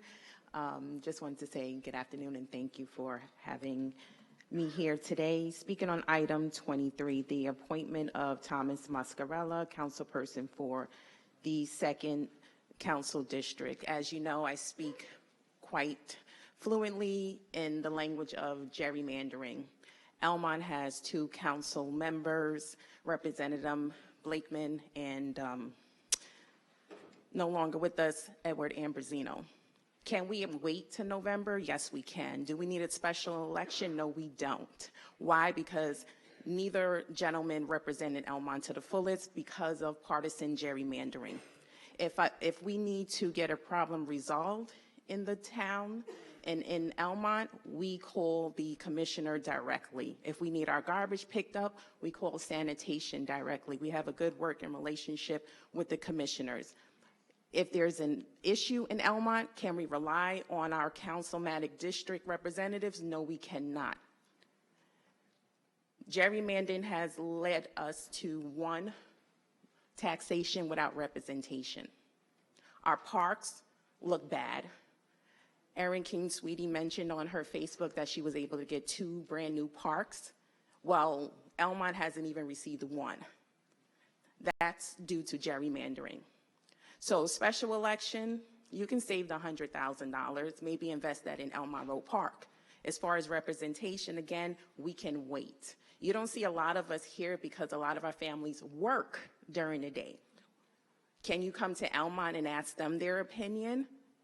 Can you come to Valley Stream, North Valley Stream, and ask their opinion? Come at nighttime when most people are available. And the ones who are not available, it's because we have law enforcement, we have healthcare workers. We need a fair process. Democracy is all about fairness. And anyone who votes to appoint someone to a board lacks integrity in my eyes. Because I have not seen the majority of this board walk through my community. I've seen the supervisor walk through my community. If I need something, I go to my senior councilwoman, who doesn't even represent Elmont, to get things done. So the reality is, you haven't represented us in decades. Don't do us any favor by appointing someone. Either you can wait to November or wait to fair redistricting. And what you can do for the last 15 seconds I have is fix the charter when it comes to fair redistricting. Give people a voice. We have the intelligence to pay our taxes. We have intelligence to vote. Thank you very much. Ms. Williams, I'd just like to state for the record that I have no recollection of you ever calling me to accomplish any of the things that you would like to accomplish. Other people in Elmont have called me. As a matter of fact, yesterday I spent 5 hours on Elmont talking about various issues that concern the people in that community. And by the way, we have spent millions of dollars on Elmont Road Park, a place that I grew up playing basketball in almost every day because I lived in adjoining Valley Stream. So if you feel that you're not being represented, pick up the phone, call my office. I'd be happy to help you. Okay, so I'm in Edward Ambrosino's district because, as I stated before, we're gerrymandered. Do you have a woman in your office that begins with the letter with a D? Yes. Debbie. Okay, so I have her on email. I actually did call your office in regards to Tudor Manor section, which you represent behind the park, and she was able to get the business owners to cut the grass and landscaping. I remember that. So yes, that's one issue because I had to go outside of my district, which is Ambrosino district, and call your district to get someone to maintain a certain property. So you and I can exchange our numbers and we can have a conversation about Elmont, but I need to see more action done, and putting someone on a board just to have them on a board it's not fair representation. We have to handle gerrymandering first and foremost. So nobody passes the buck to. We can agree to disagree on that, but thank you so much, and feel free to contact me. You got it. Thank you. Thanks. Thank you. Thomas Tweedy.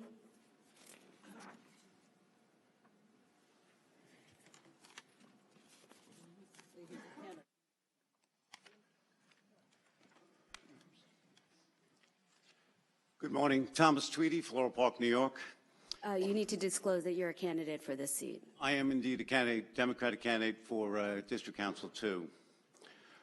Resolution 23 states that by reason of Ambrosino's resignation, a vacancy exists on the town board. The resolution fails to mention, however, that as a convicted felon, he was required to vacate the office. While he did not wait until his actual sentencing, the fact is that his constituents of our communities have not been someone qualified to represent us for at least the last 2 years. To suggest that we cannot now wait until November for a full and fair election by we the people is both ironic and offensive.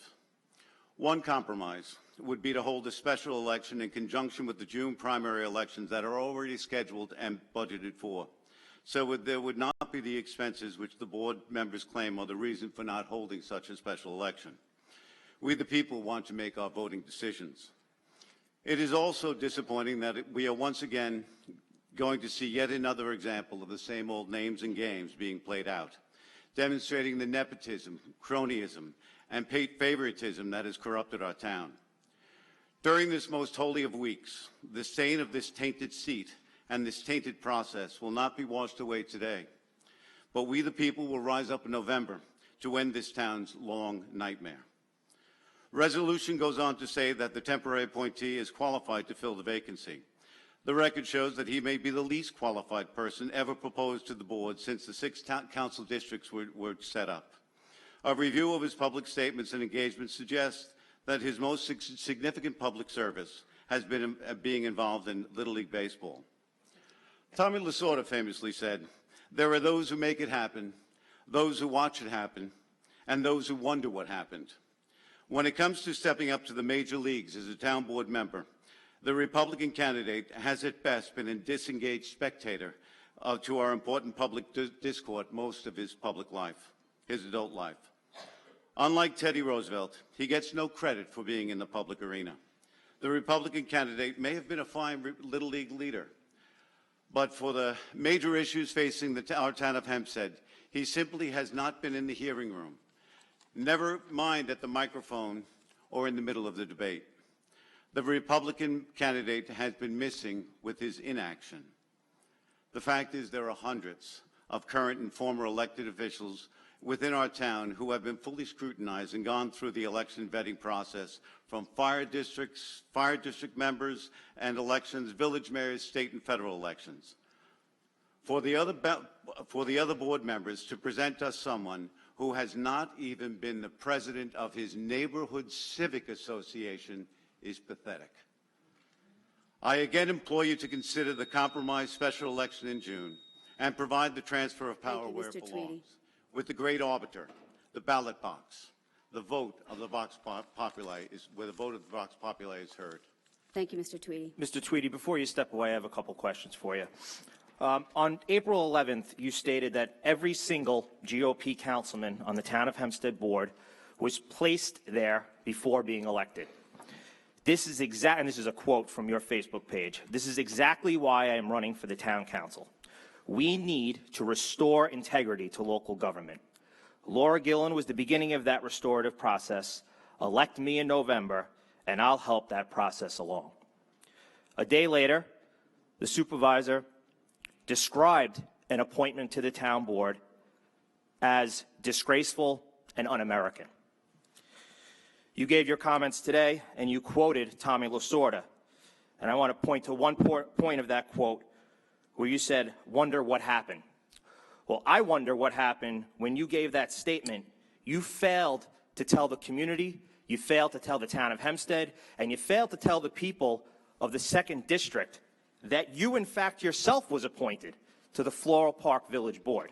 Not only were you appointed by Mayor Ann Corbett in April 2001, and then following your appointment, you rose through the ranks, and in April 2011, you appointed Kevin Fitzgerald to fill your unexpired term, and then you weren't done yet, and in November of 2014, after Mary Grace Temecki resigned, you then appointed Lynn Pombano. So my question to you is, in 2011, or I should say in 2001, when you were appointed to the village board, obviously it was a little different because you were rising up in power, you were gaining a seat, and there was no complaints then. And I find it ironic and disgraceful, un-American, and quite frankly, completely hypocritical that you would be critical of this appointment. May I respond? Absolutely. I mean, I think the facts say it all. A significant difference between the two, sir, is a 2-year term versus a 4-year term. That's a significant. We're talking about the appointment to a board. Let me just finish. We're talking about an appointment to a board. Okay, the months that you were appointed in April. Why not have a special election? You appointed someone else in April. Have a special election. You appointed someone in November. Have a special election. And I know the village elections are different than general elections. So therefore, the election process is a 2-year process. The Dominic Longobardi, for instance, was elected in December of in March of his two terms. Each of those terms, he had a full board. In my situation, and in this with Ann Corbett, when she was elected, I was not running for election as there were no seats available to be run for. When you were appointed to the village. Councilman D'Esposito, please let the gentleman finish his statement. I was appointed in April of 2001. The election was held in March. The first Monday in April are when village appointments are made. At that point, there was an opening in the village board of 2-year elections, and I was appointed. Not an election year; it was 2-year appointment. But you were okay with the appointment then? I accepted the appointment that was offered. And just to be clear, the statement, and I will actually say this, I actually give credit to the supervisor because she is against appointments, but at least she owns it. You do not. You're against appointments when it doesn't benefit you. But since you said it's disgraceful and un-American for him to accept an appointment, I guess you'll. No, I'm quoting you're disgraceful. You said that accepting an appointment is disgraceful and un-American. So in the words of the supervisor, I do believe that you quoted me, but I think, again, you said it was disgraceful, and we can look at the record. Maybe you could read the record. no, I was quoting you. What I said, it was completely hypocritical. It's hypocritical that he was okay with being appointed himself and then appointing 2 people to the village board. But today, because he's not the one being appointed, there's a problem with it. Disgraceful and un-American. So if it is hypocritical, disgraceful, and un-American, then I guess you're going to be voting against this appointment since that's the No, one I'm you feel. absolutely not. I agree with appointing people to the board, and I stand. Because you were appointed. That's fine. I By was appointed. Supervisor Santino when your father was his chief of staff. Okay, but my father didn't have a vote, so I don't know what that has to do with it. Right now, we're talking about Mr. Tweedy being No, we're talking about people being appointed to seats. Okay. There's a vacancy. Well, I said my point. Obviously, you think that the terms in office differ from the appointment. The issue is the appointment. That's the issue, and that's that. Mr. Turry, Michael Turry is the next slip.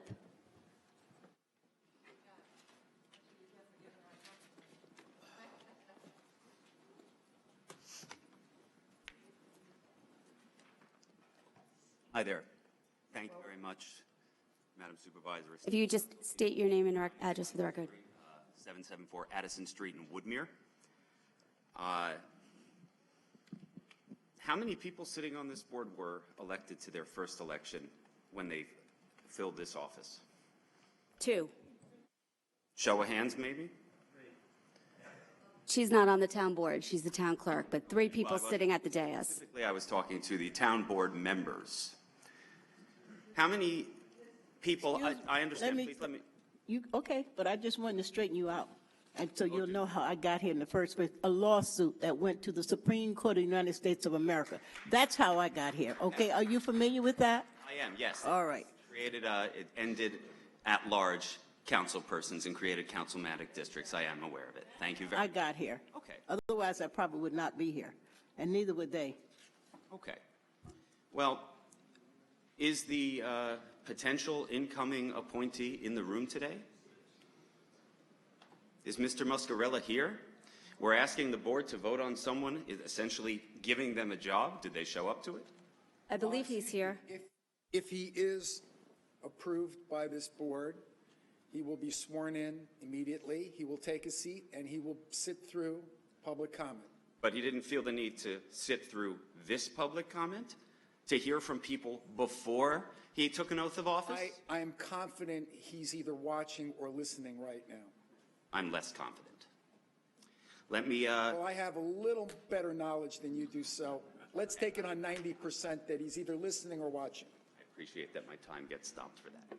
Let me continue with how many people from the legislative district that he will potentially be appointed to have spoken already at this point today. Anyone know? Right, we were asking their addresses.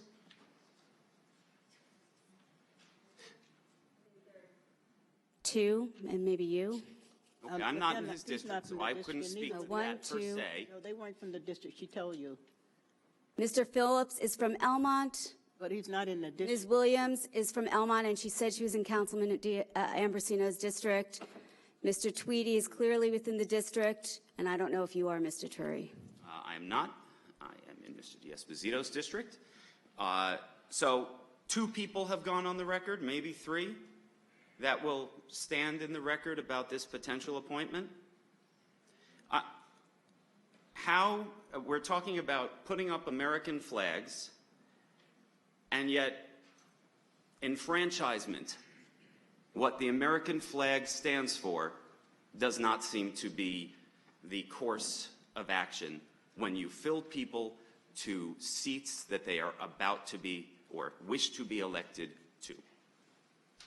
I can't say that someone will be elected to it, but I do believe that when someone has the incumbency advantage prior to their election, they are given an unfair layup into the seat. I fear that will happen with Mr. Muscarella. I don't know what his particular qualifications are.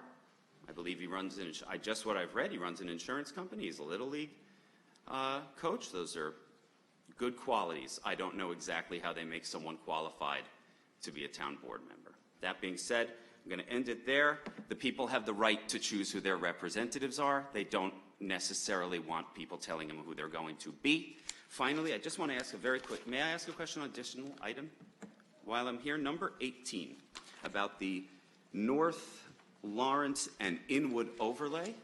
Mr. Blakeman, I was fortunate enough to attend the fine community forum that was held at my kindergarten, number 4 school. And I would just ask, it says that there's going to be a public hearing, I believe it is on, was it on May 7th? So the May 7th meeting, as of right now, as is this one, as is the one after it, are all in the morning. Would you say that the majority of the residents who live in that district can get off of work to come here and put their opinion on the record of the transit overlay? Well, you know, that's a very good question. As you said, you were at the meeting that we held, so we held a meeting. That's right. It was very informative. We are not required to do by law, but I thought it was important. Not only did we hold a meeting in the evening, we went the extra step and provided direct notice to the surrounding community by sending them a letter informing them of the meeting so that they would be available. We also had an evening meeting with key stakeholders. We met with the MTA, we met with Nice Bus, we met with the mayor of Lawrence, we met with the mayor of Cedarhurst, we met with the Inwood Civic Association, the Lawrence Cedarhurst Fire Department, the Inwood Fire Department, and a variety of other stakeholders in the community, which we had at night, and we had a meeting at that point and discussed it. With respect to your specific question, we have found that there is no material difference whatsoever in attendance at meetings in the town hall for regular board meetings, whether it be at night or during the day. It's usually the same amount or pretty close to the same amount of people. So we did have evening meetings, and the public has been informed, and we've had no secret about what we want to do. And I'm very happy that my unofficial poll is that 95% of the people that live in that community are for it. Okay. I don't directly live there, so I couldn't speak to that, but I will say that I thought the meeting was informative. I appreciate that things were sent out to inform the community of the meeting. I guess, would it be possible to send something out to whoever all the residents about the May 7th public hearing so they could potentially come to that if they don't know about it already? Well, we'll think about that, but we don't want to get in the practice of doing it. It's very expensive. We wanted to do it one time before we had the public hearing so we would get the community's input if we had to tweak anything, and we have tweaked some of the plans based on some of the public comments. So If we start doing that, it would get too expensive because every application you could say that we should mail to people, and it's about, I think, 50 cents a letter, so it's kind of expensive. But thank you for bringing that up. Appreciate it. Thank you for taking the time to hear me speak, and have a lovely day. Thank you. Thank you. Mr. Conroy, if you would please come forward for a moment.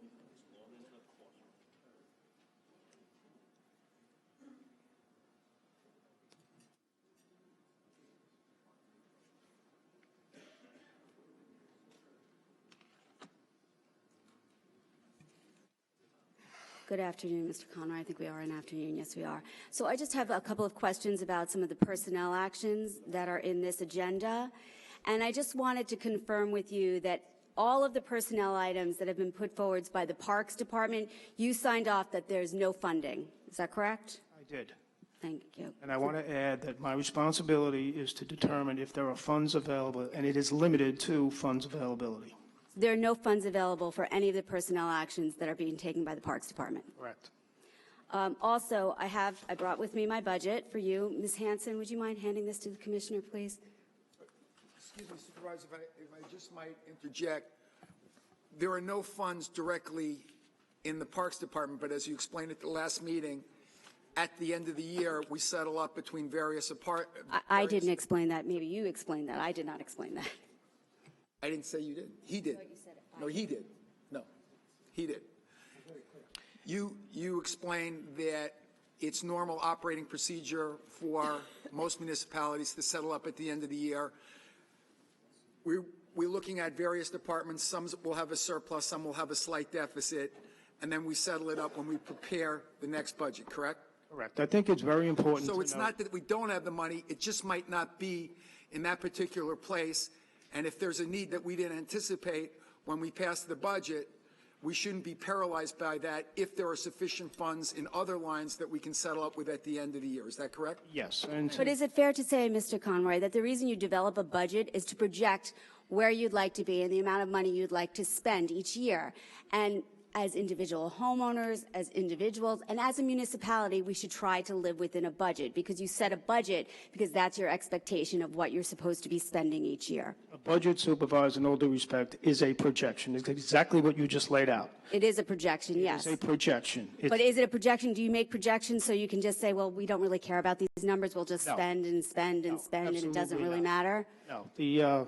The Comptroller's Office puts forth a very responsible projection, a budget. In fact, we've been cited often as to our conservative practices regarding budgeting. And would you say it's And to Mr. conservative and to to try to Mr. live Brackman's within the point, projections in your budget?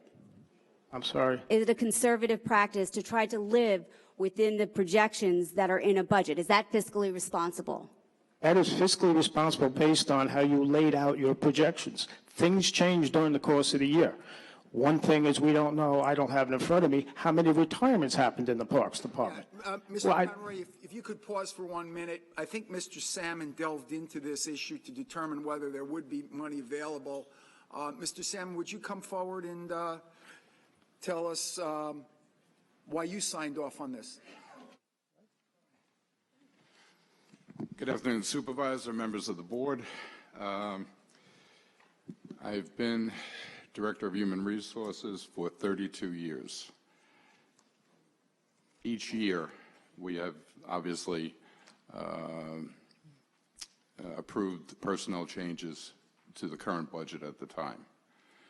It has never been a problem historically because, as Councilman Blakeman just described, there is a reconciliation that takes place at the end of the year where money is moved around to cover unanticipated expenses in the personnel lines. Life has a way of interfering with our best laid plans, and we adapt to it, and we have methods to adapt to it. In this particular instance, there are 5 resolutions from the Parks Department on the personnel calendar. I took a look at the retirements so far to date. I looked at the less savings that were projected for the Parks Department. That was $1.4 million. To date, I believe there's almost $800,000 in retirements that have been realized, and we're not even halfway through the year. In the Parks Department? Correct. So I believe that the town of Hempstead will function correctly and appropriately with having to amend the budget here and there to meet the needs of the department.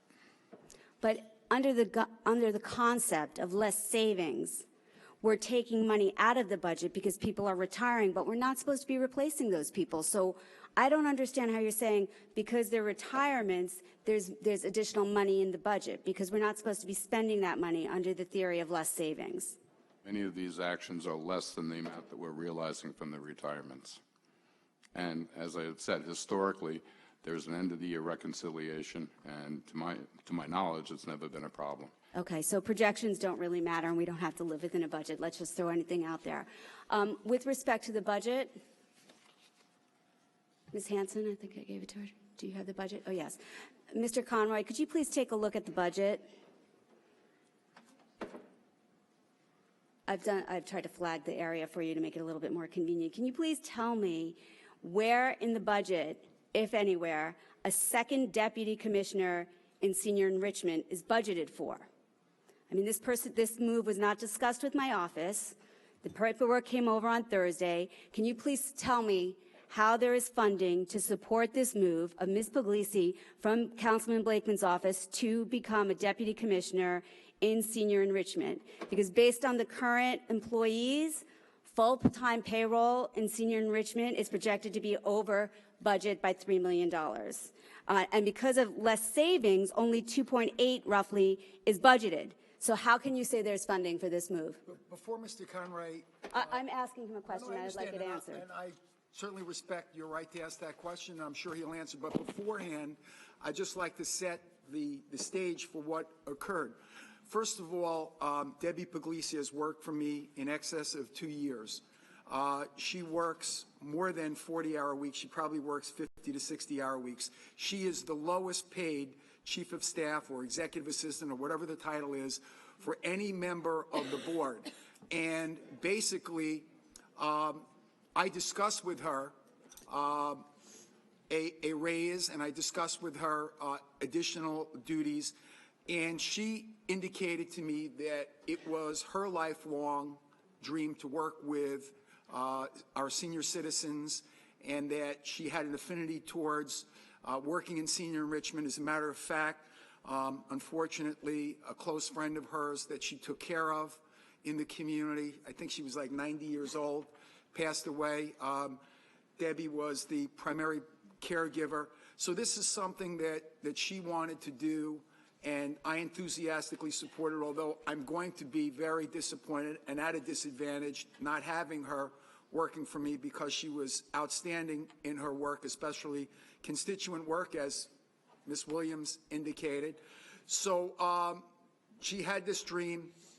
My understanding was that the money was available, that the title was available, and certainly people who excel here in the town of Hempstead should be entitled to pursue their dreams and advancement. So I enthusiastically supported it. So, Mr. Conroy, you can answer the question, but that was the premise of why. And I will tell you, she was by far the lowest paid person doing the same work that anybody else did on the fourth floor. So I'll just respond to that. Maybe all of that may be true. Certainly I support the workers of the town of Hempstead seeing their dreams and their career advancement fulfilled. 8 Tosner people were rejected by this board last week. Their dreams were not fulfilled because they've been waiting for years to become full-time from part-time. And in terms of Ms. Puglisi, this is no comment on Ms. Puglisi. She could be the most fantastic worker we have here. What I'm asking is there's nowhere in the budget for a second deputy commissioner. And none of this, I never heard anything about these dreams until right now. And I heard this was never discussed with me until Thursday when I got the paperwork for this. I do have to correct something. I think I misspoke. The current payroll in senior enrichment is budgeted and projected to be over $3 million, but because of less savings, only $2.8 million is budgeted. So now we're adding another employee. So I think I may have misspoke. I just want to clarify that. So just if you could tell me, is there anywhere in that budget where a salary for a second deputy commissioner in senior enrichment is budgeted? Supervisor, can we just go back to the numbers you just cited? Because I kind of disagree with what you just said. The total budget. Could you please step forward? Thank you. You can respond to the commissioner. Why don't you let Ms. Smith can add? The total budget in senior enrichment for the labor dollar, salary and wages, grand total, $3,287,000. Part and parcel to that is less savings being retirements that we anticipate during the course of the year that we will avoid those salaries. That's $320,000. Prior to less savings, had that not been factored in, the total salary line would be $3.6 million. I think you had mentioned a number of 2.6. I just wanted to, for the record, clarify that. Mr. Salmon, will Ms. Puglisi be the lowest paid deputy commissioner in the town of Hempstead? Yes, sir. Thank you. It's not about what her pay is comparative to other deputy commissioners. It's about whether or not this is something in the budget, whether this is something that we anticipated.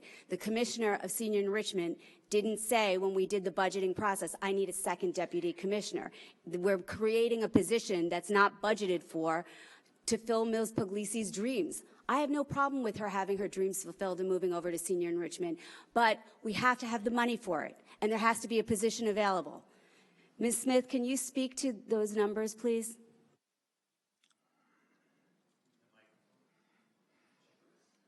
Who's getting up? Mr. Salmon, would you let Ms. Smith sit there, please?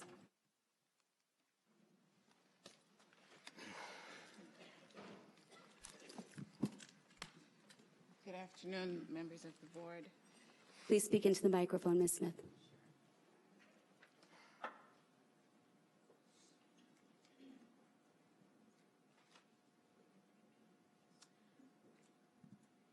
So, Mr. Conroy, maybe you follow along with me.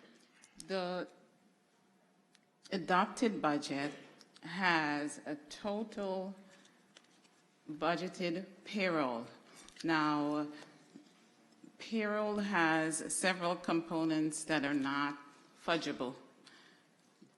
Longevity, part-time, and the buyback. So all of that is included in the $3.2 million currently budgeted for senior enrichment.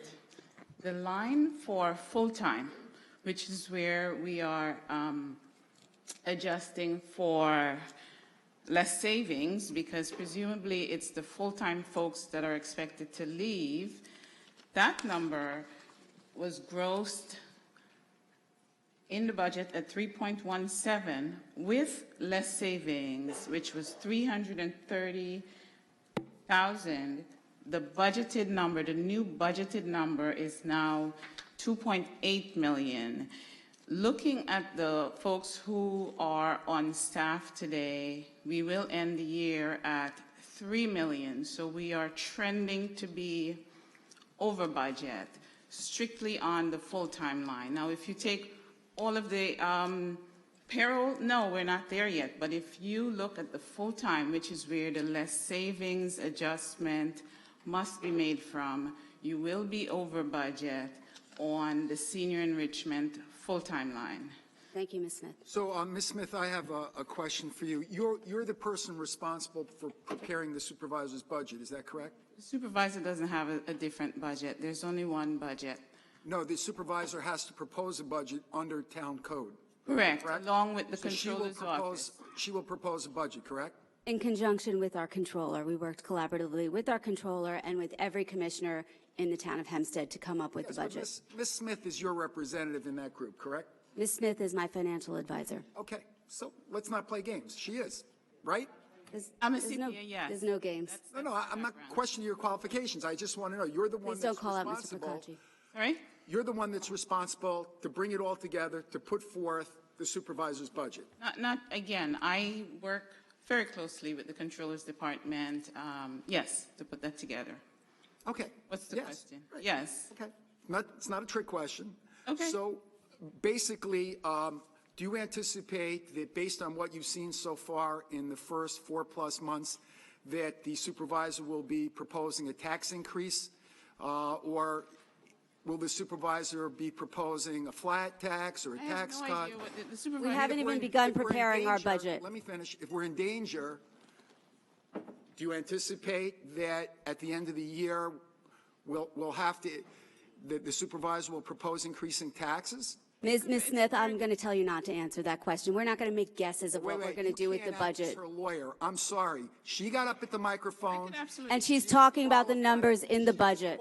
She's qualified. Don't act as her lawyer. I'm sure you can answer the question. Thank you for your question.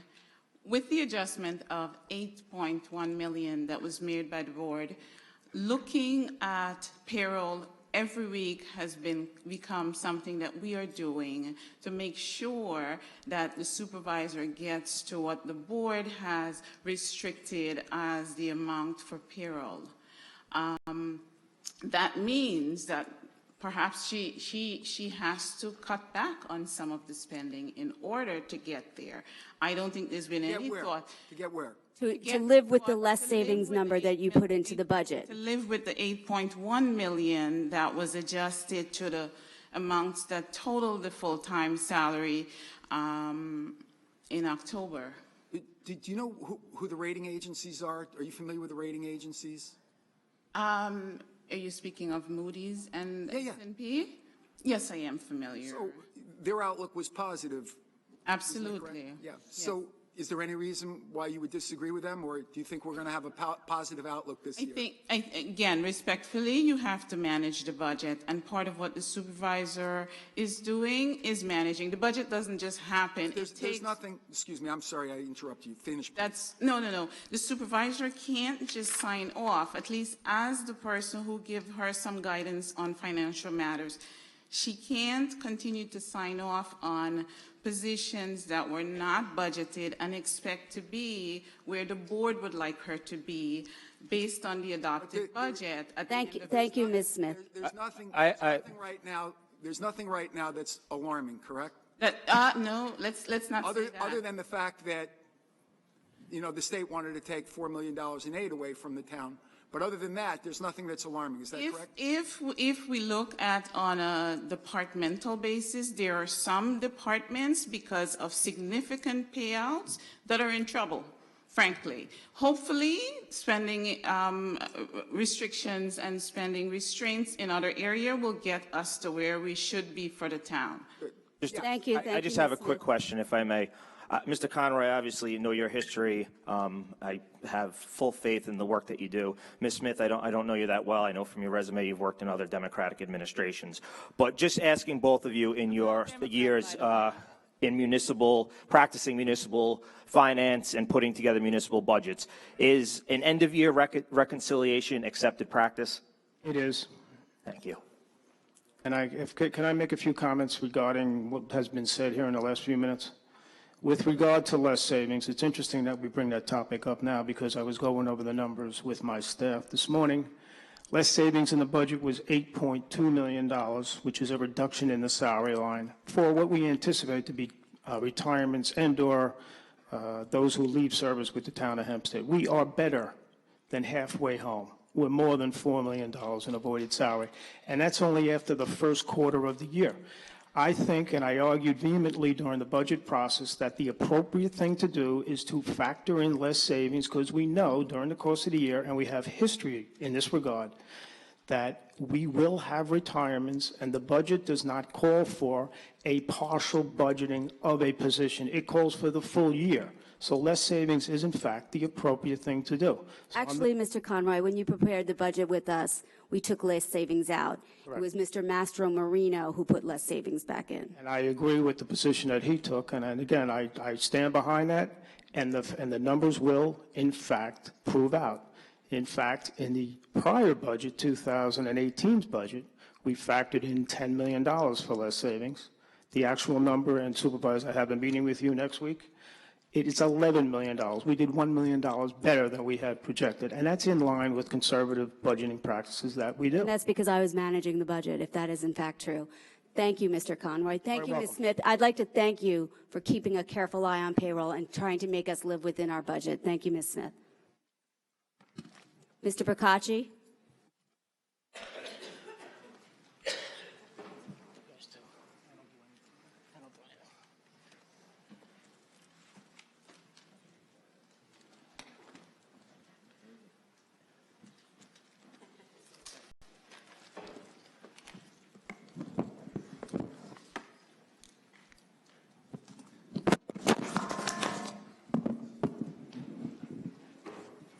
Felix Procacci, 1165 Barnes Street, Franklin Square, New York.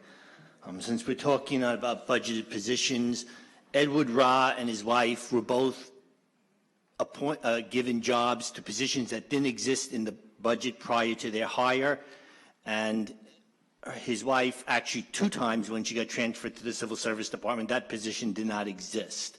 So, you know, that's a fact. And then Mr. Blakeman, who represents everybody, I called him 5 times during the budget week, and he didn't respond to any of the calls, so I am not represented anyway, so that's a fact. Okay, and I don't want to hear from you. I don't want to hear from you. Never called me or my office. So don't come here and lie. Yeah, because your credibility is go shot. away. Your Go All right, away. let Mr. Procacci finish, please. Go away. I agree with all the comments Tammy and Aubrey made.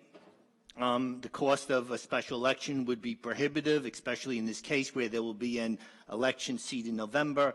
The fact of holding on to Michael Deary for an additional 9 months, holding on to Cheryl Petrie, she has held 4 different positions in the last, I guess, 18 months. And so we don't know where to put her. That was $135,000, $150,000 at least for Michael Deary, not including the benefits. That more than pays for many special elections we could have. But we are only budgeting for stuff that we care about, and we don't care about special elections. And Angie, as for leaving it vacant, everybody here was fine when Angie Cullen for 6 months was absent without leave. So the idea that we care about this Settle down speaking about Angie Cullen. She has since passed away. She was an amazing public servant, and she wasn't feeling well. You are out of line. I'm not criticizing her. You're out of line criticizing the memory of Angie Cullen. Stop it and apologize. You are rude. Stop it and apologize. I'm not criticizing her. She was sick. Yeah, and you replaced her in July when you knew she was sick, and not wait till so you could get a job the following year. That was a discussion between the Councilwoman Angie Cullen and her doctors, and there are HIPAA laws. Please be respectful. You have crossed the line, and you're rude. I believe Mr. Procacci was making the point that her seat was vacant. I don't think he insulted Ms. Cullen. It was not vacant. She was there. She happened to be going through some medical issues, which were none of your. It has nothing to do with you. And she has since passed away. She was an amazing public servant. So stop being rude. The Gillen versus Town of Hempstead litigation that the town is now thinking about appealing is going to cost tens of thousands of dollars, probably maybe even $100,000 if they go ahead with this. This is more money that's not necessary. And the ironic thing about this is the town is, if they go ahead with this appeal, is going against their own interest because they're giving away something that was never negotiated in a fair negotiation with the CSCA. It was never a fair negotiation. They opened the contract before. Are we still on the administrative calendar? I'm trying to speak, please. I don't even. That is not on The union contract is not on the administrative calendar. We're talking about the cost of a special election. That's the statement made by. In Newsday was the people who are for this. You were just talking about the union contract. Oh my God. Mr. Procacci, please calm down and just finish. No, because I can't talk. Felix, it's Holy Week. Keep God out of it. Just shut up. Just shut up. I mean, Mr. Procacci. Good. Good. Happy Easter, Felix. Mr. Procacci, if you speak out like that one more time, I'm going to have to ask you to leave. Barbara Thomas, please, let's behave in a civilized manner. Do not scream out from the gallery. If you scream out once, you'll get a warning. If you scream out again, you will be asked to leave.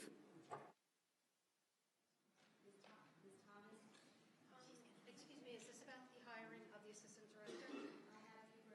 Number 32? Yeah. Thank you for that. Good morning, everyone. Barbara Thomas, Massapequa, New York. And I'm here to support Ashley Barons. I'm very excited about this resolution to hire her at the town of Hempstead.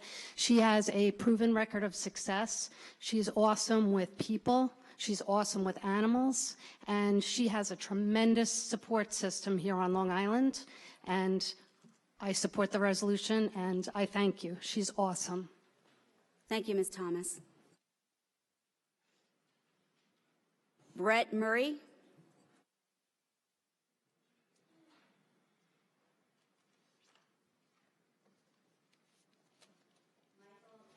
Michael Mazur.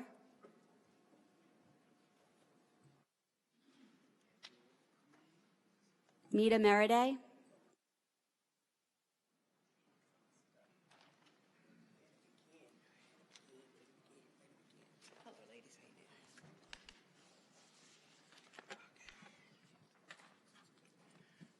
We're on admin calendar, right?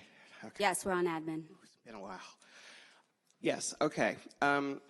With regard to my ongoing request on these contracts that I have asked, it's a simple ask for these contracts that are being awarded, if we could possibly designate if it's an MBE, WBE, service disabled veteran-owned business, so I can at least have some hope that there's diversity.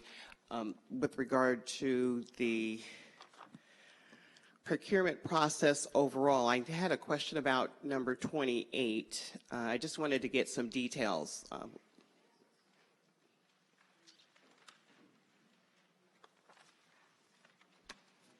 I don't want to lose any more of my second. So on that item, number 28, we already approved the sale of the property. It was subject to an appraisal. We got competing appraisals. We came to a fair market value. The problem, this is really just correcting the prior resolution that authorized the sale and the purchase of this land. It did not specifically authorize me or anyone else to execute the deed. So this is just giving authorization of the board to do that to complete the sale.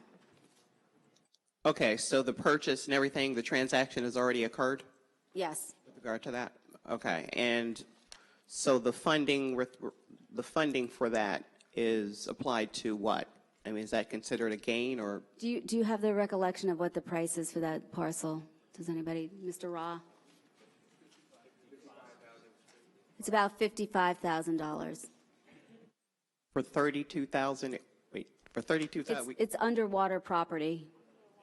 As most of our residents are every time a storm hits, I guess. Okay. And does that remove us from the responsibility as it pertains to the taxes? I couldn't hear you, I'm sorry. Mr. Picnic said it's municipal property and it's now going to be conveyed to Long Beach. Okay. So it's never on the tax roll. Okay. Okay. Definitely, I'm encouraged with regard to the upcoming overlay projects. But again, my request is consistent with regard to having procurement that is inclusive, and hopefully that within the code of ethics, since the discussion has been focused more so on employment and family relations, I am hoping that the vetting process and the review process also entails that with regard to procurement, and that we look at the qualifications and the diversity and inclusion versus the family relationships. The upcoming hearings, I am also very encouraged by that and look forward to working with all respective entities for the hearings on May 21st and those further as pertains to development efforts that are inclusive of other aspects, residents who are trying to make a difference within the community. So I am encouraged by all of that. Okay? Thank you, Ms. Meriday. Thank you. Mrs. Meriday, before you leave, could you, my aide is here, and I'd like you to give a phone number we can reach you at so we can discuss further the disabled veterans Sure. and the veteran-owned businesses. Sure, no problem. But as I said, so we have a few seconds left, I would again like to see within these proceedings, at least to give residents who are not able to be here, and I've been one of those who's been vocal about having more meetings in the evening, more outreach. Everyone's not just going to the website. You know, we have to get a broader scope. I appreciate the town clerk's efforts in increasing language as far as multilingual. We need to address that. We need to make things a little bit more responsive to residents so that they can get here, and particularly including these things that are giving us an opportunity to say that we do reflect the diversity within the community, because right now I don't see it. But I also appreciate your efforts with regard to the budget. Thank you, Ms. Meriday. Diane Madden.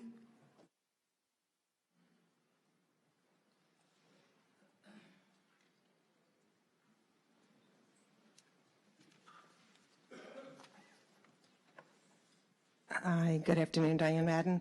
I would like to also speak on the hiring of Ashley Berenz from Brookhaven. I do support this resolution. I think that many of us have been on the edge of our seats because we were told that Christy Fonte also applied for this position. I think this board has come a long way, and I think also that she's going to need your continued support. She's going to need authority. What I do like about Ashley is that she ran a very cohesive volunteer program in Brookhaven. It's quite an embarrassment, not to me, but that the union president had to come in here and point out the bullying and the intimidation as if she doesn't have enough to do and enough to carry being the union president. That's quite the embarrassment. However, I'm glad it's addressed. The lack of volunteers being here to support Ashley is a little concerning, but not surprising. Of course, we're going to be looking immediately at her philosophy. She comes from a government shelter, which has some pros and cons. Sometimes people that come from government shelters are used to the mindset of compensating to be successful for the failure of other employees to do their jobs, such as trainers, anyone that is not competent to do their job. I hope that's not her plan. I'm hoping that she's not going to continue the pattern of sending our animals from one cage to a crate to warehouse somewhere. I'm hoping that her philosophy matches ours and that her standards and her expectations in animal care and welfare align with the people that have come here since 2010 to speak on their behalf. I also hope that she will bring even further transparency. Where lives are concerned, everything needs to be in the open. Nothing should be in secrecy. Nothing should be in the back, out of the hands of people that care about those animals. That shelter should be transparent, and it should start tomorrow when she starts. Hopefully, that's the direction I hope this board will go. I do hope that they will keep their commitment, if Ashley does the job that everyone's expecting her to do, to move Mr. Pastore out of our animal shelter and move him. I don't care where you move him. I don't want to pay a salary particularly, but keep him as far away from animals as you possibly can. Lastly, I hope that Ashley understands that although the many people that come here and speak about animals primarily speak about dogs, that we actually have cats. We actually care about those cats. We want those cats having the equal opportunity for medical treatment, for placement, and anything that those cats need equal to what the dogs have been receiving. Thank you, and I encourage you to pass this resolution. Look forward to moving forward. And I hope, by the way, Ashley will pick up the phone first thing, and number one, demand that there's no politicizing our animal shelter anymore. Number two, that she gets on the phone with two people that are out right now that are so distraught emotionally from what's going on at that shelter, and they're animal lovers. And I hope she'll pick up the phone and say, I want you to return because we're now on the upswing. Thank you. Ms. Madden. Mary Ellen Cray.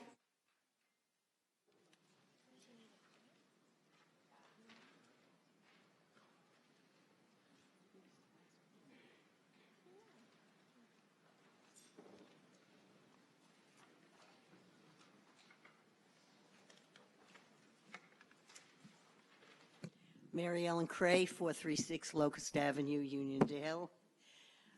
Two items. I've never been in favor of appointments to political positions, and so I definitely oppose this particular appointment.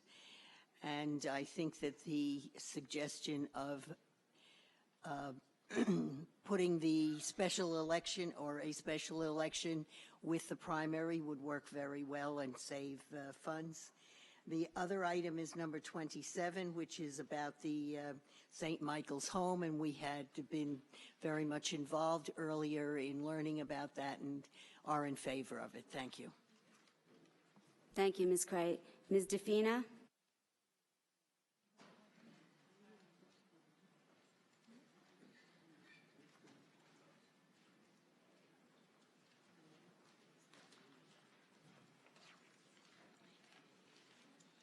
Good afternoon. I'm also here speaking about item 32, about the hiring of Ashley Behrens for the assistant director position.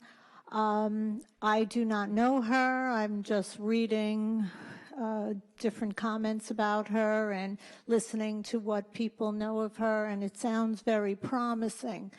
But my concern is anytime you hire someone, how is it going to work when you still have the majority of people in there who are working against those policies, working against you? How is someone going to come in and be successful? Just as when you came in, Supervisor Gillen, we had high hopes for you too. And then look what happened. Within a couple of weeks, it seemed like your whole administration went against us and made us suddenly the enemy, the people who were fighting for the animals for 10, 15 years prior to you ever existing. So how can I no longer have hope in one person coming in, because just like when you came in, your administration and your liaison, everybody was brainwashed, and the inside people at the shelter who have the control, who have always had the control, have information and feed people lies and brainwash the entire staff. Is that going to happen again? So I do not understand how anyone can be successful under that roof until you remove the poison that has taken over that shelter. And it starts with Pastori, and there's a couple more right behind. So that's just something I'd love for everyone to think about, because what's going on in that shelter is far more dangerous. And to think that one person is going to come in and try to fight against all those people who are holding their ground and are going to do everything to destroy her will be impossible. Thank you, Ms. DeFina. I do not have any other slips on the administrative calendar. Is there anybody else who would like to be heard? Supervisor, at of item 20, that be adjourned without date. Second. Okay, Madam Clerk, will you please call the vote? Supervisor Gillen? I vote yes on the administrative calendar, with the exception of I vote no on item 23. As I have stated very clearly, I am not a supporter of appointments to the town board. I don't care what other municipalities do, but I disagree with this practice, especially in towns like ours where we have councilmanic districts. To have members of the board select a representative for residents that they don't represent is wrong in my opinion. That's why I put forward a resolution to call for a referendum to let the voters decide if they want to bear the costs of special elections in order to have the benefit of choosing their own representative. In further attempt to give the residents their say, I will put forward another bill, which would have called for another appointment. I put forward another bill, which was to call for everyone to agree to not appoint someone who is a declared candidate for a seat, to not give a declared candidate the power of incumbency. Unfortunately, that proposal was voted down. Today, the majority has put forward Mr. Muscarella, a declared candidate for the town council. I urge all of the members of this board to reconsider. Anointment by appointment is wrong in very many ways. Business as usual moves should not happen. Voters have the right to choose their elected officials, not you. Granting incumbency to someone already on the ballot sends a message that this town doesn't want to change, but our residents know and they want better. They will see through this move, as they are seeing through so many things that are going on here in Hempstead, an administration that wants to be accountable and transparent to representatives. I do not support this move to tip the scales in November. I also, on item number 32, I vote yes to everything except for all of the personnel actions related to the Parks Department, because as the controller indicated, there's no money in the budget for these moves. I have a responsibility to administer the budget and try to live within the budget that we have. So the fact that we can move money around at the end of the year is of no comfort to me. I also vote against The transfer of Ms. Puglisi to the Senior Enrichment Department. Again, I have no issue with Ms. Puglisi, and this is no comment on her work performance, but the Senior Enrichment Department is projected to be over budget on full-time salaries. This addition will put them further over budget. In all my discussions with the Commissioner over the last year plus, the department, the Senior Enrichment Department, has repeatedly asked us to help get them folks to deliver services to our seniors. They've asked for bus drivers. They've asked for program aides. They've asked for people to deliver services to residents, and I agree with that focus. The budget put forward by the Town Council cut full-time payroll in senior enrichment by $330,000, making it difficult for us to serve our seniors as we need to.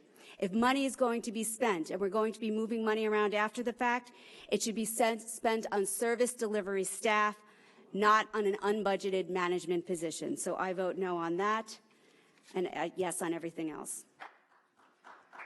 Councilman Blakeman? Aye. Councilman Diaz-Bazito? Before I vote, I just want to make another comment on the appointment of Mr. Muscarella.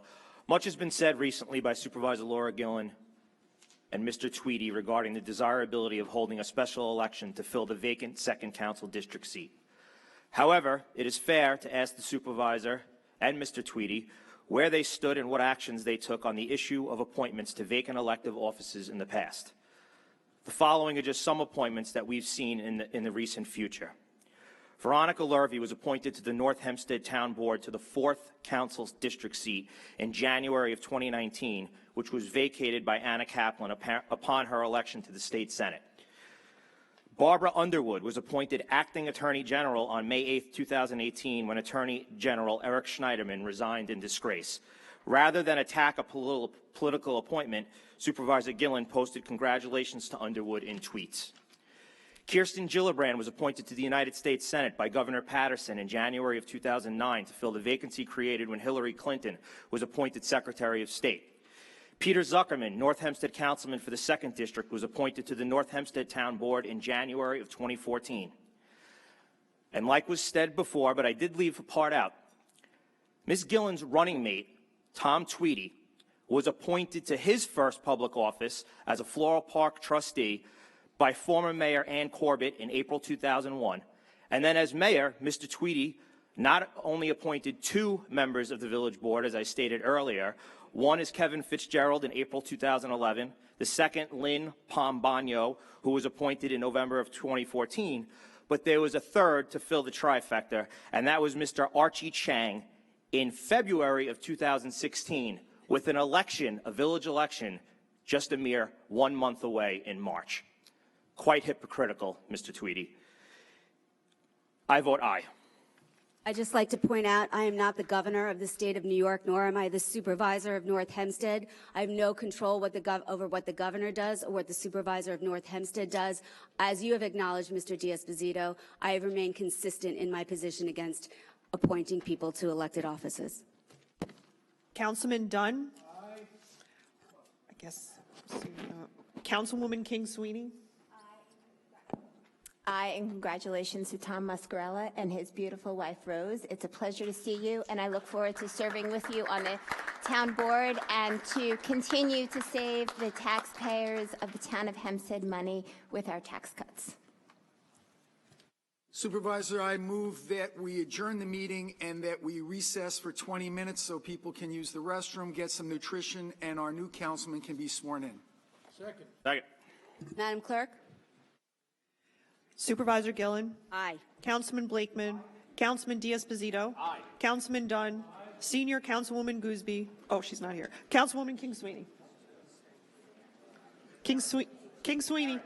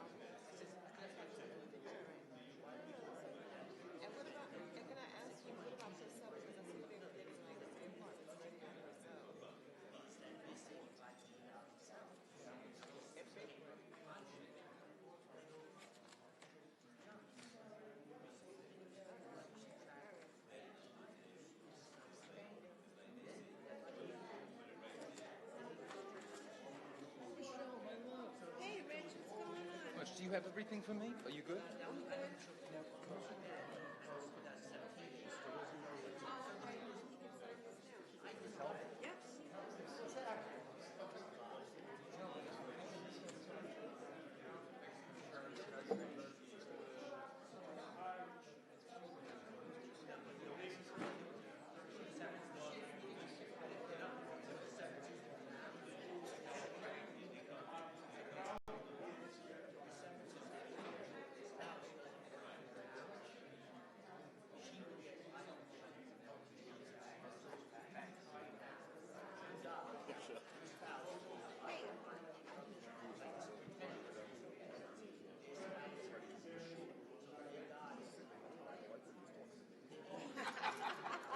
Yeah, I'll get right on it.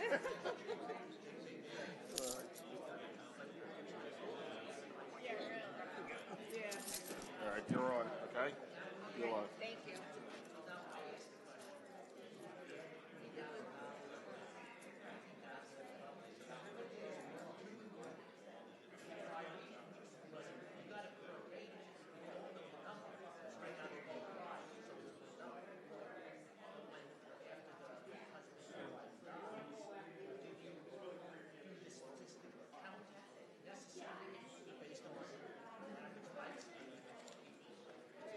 I told you to get that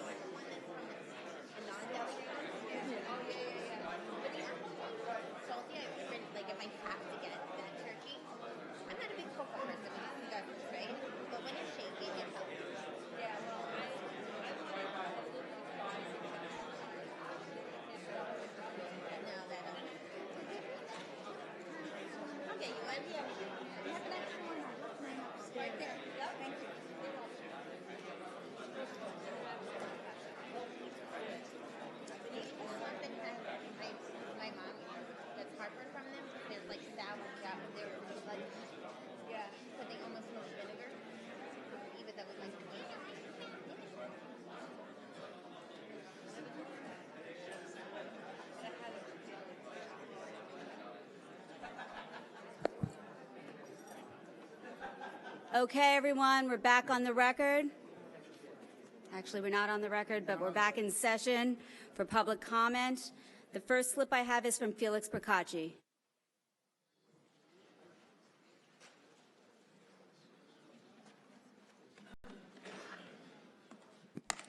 Felix Procacci, 1165 Barnes Street, Franklin Square, New York.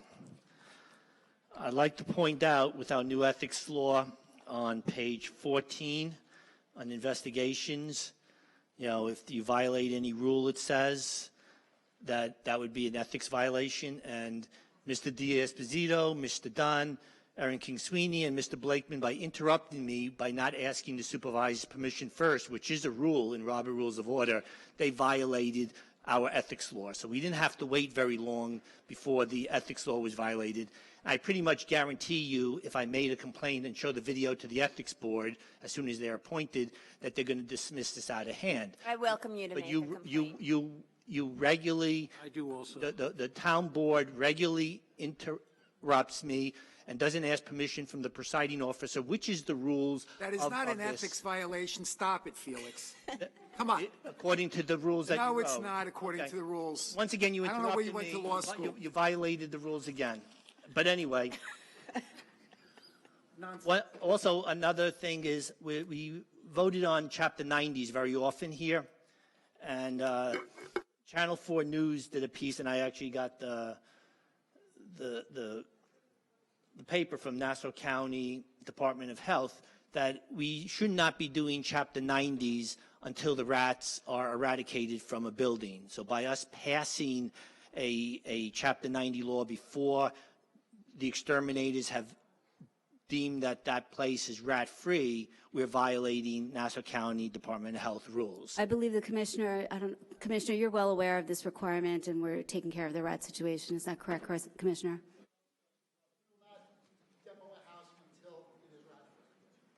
But once again, at the last hearing, that wasn't, a lot of people were concerned about the rats, as I would be if someone had a house in that condition where there was tons of rats. Before you eradicate, probably the most effective way, I guess you could do it without doing it, was cleaning out the house, cleaning out the debris where the rats are living, where there's food for them, you know, feces, whatever it is, where they live on. You would have to clean out the house first, I would think, to most effectively eradicate the rats. Why would you leave their nest if it's really 2 feet of garbage where they could live? It's much more difficult to eradicate them. So I hope in the future that before we pass Chapter 90, before we pass the law, that we make sure that we do our due diligence and whatever process it is in the town to get rid of the rats on those properties prior to passing the Chapter 90, because you're kind of putting the cart before the horse when you pass the Chapter 90s first. And, you know, it's done a lot because of the outrage of the community, but I noticed that, you know, the Uniondale community comes in here and is outraged about many buildings, and some buildings stay up for a very long time. We just don't come in with a bulldozer after 2 years and bulldoze it. Not that I'm not saying it's appropriate or not. Once again, we didn't eradicate the rat problem in Garden City South, and yet we voted on the Chapter 90. Through the chair, if I may, Madam Supervisor. Yes, Councilman. I want to follow the rules before I interrupt you. These homes that are being taken down, sometimes there's squatters in them, and they're not structurally sound, and it really is dangerous. Or teen parties happen there, and somebody can get hurt. So the town of Hempstead would be held liable if they don't take their house down. So it's not just rats as the reason for taking the homes down. That there's a major reason that, God forbid, something happens to somebody there because of the structurally unsound. We have to do something proper, otherwise we'll be held liable. So that's it's not just because rats, it's because of multiple reasons why these houses are being disposed of. Okay, I'm sorry for interrupting. Well, the proper thing to do, which is done on the zombie houses that existed on my block, are that they are properly boarded up so the squatters can't get into them. So that's a first process before you decide to demo a house. Thank you, Mr. Procacci. Janice Blake. Good afternoon. My name is Janice Blake, 1293 Clark Street, Elmont, New York, 11003. Hello, Ms. Gillen. I was awarded the Volunteer of the Year award this around Christmas time. So congratulations. Nice to see you again. I am a trapper. I trap stray cats, and I take them in, have them neutered and released. And today I had a problem, and I'm really upset about it. I went to the town of Hempstead in Wantagh with my cat, and he was already done, but he wasn't breathing properly. And I thought, well, I'll take him in and have him medicated, and then I'll turn him back out when he's better. So I took him in there, and Maria and Steve decided to take him in. They went in the back, and they asked the vet, should we take him in? And they took him in. And then they made me sign a paper that said, Steve said, you know, you may not see him again. And I'm like, well, what does that mean? And means if he's too sick, they'll put him down, or they might find a home for him. But he was already ear-tipped, so he was already evaluated as to not being able to have a home. So I drove away, and I went back, and I'm like, you know what, can I just have my cat back? I'll medicate him myself at home. Oh, no, you can't have him back. The supervisor says you can't have him back. So I was like, okay. And I'm kind of new at this. I just want to let you know, and you can stop the clock. I'm hearing about this for the first time, so I didn't communicate about this particular situation. I'm hearing about it right now for the first time. Right? Okay. So please continue. Okay. So anyway, so I went back again, and I said, could I speak to the supervisor? Because I really want my cat back, because I didn't have a good feeling about it. And so I waited there, and Mr. Pistori came out. I never saw him before, and he said that they take the cat in, they evaluate it for 5 days, and I'm like, evaluate it for 5 days? He's sick today. So I didn't understand that. And then he said if they decide that he's feral, they'll give a rescue group come and get him. And I'm like, well, why would you do that? Why don't you just give him back to me, and I'll turn him out where he belongs, you know, where he lives. But he'll be healthy. So I didn't understand why he did that, and they didn't give me my cat back. And I'm starting to think that they already put him down, because this was about an hour later. And I'm really concerned, and I would like to have my cat back. Is it possible that you can call them and tell them to give me my cat back? Commissioner Marino, can you look into this situation for this lady?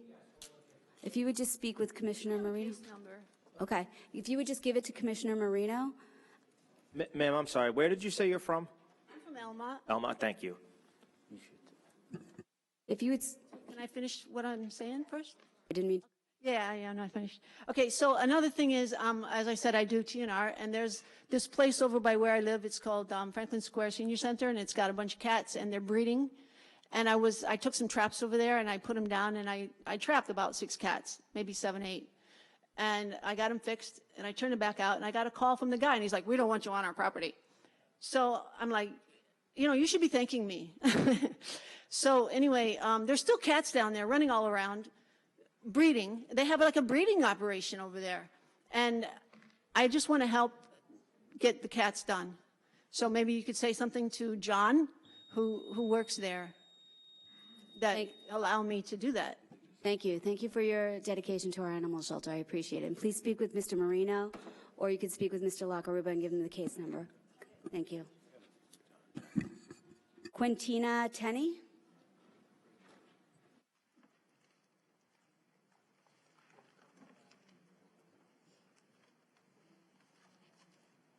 How you doing? Good afternoon.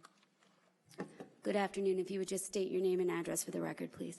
My name is Quintina Tenney, and I'm a resident of Town of Hempstead.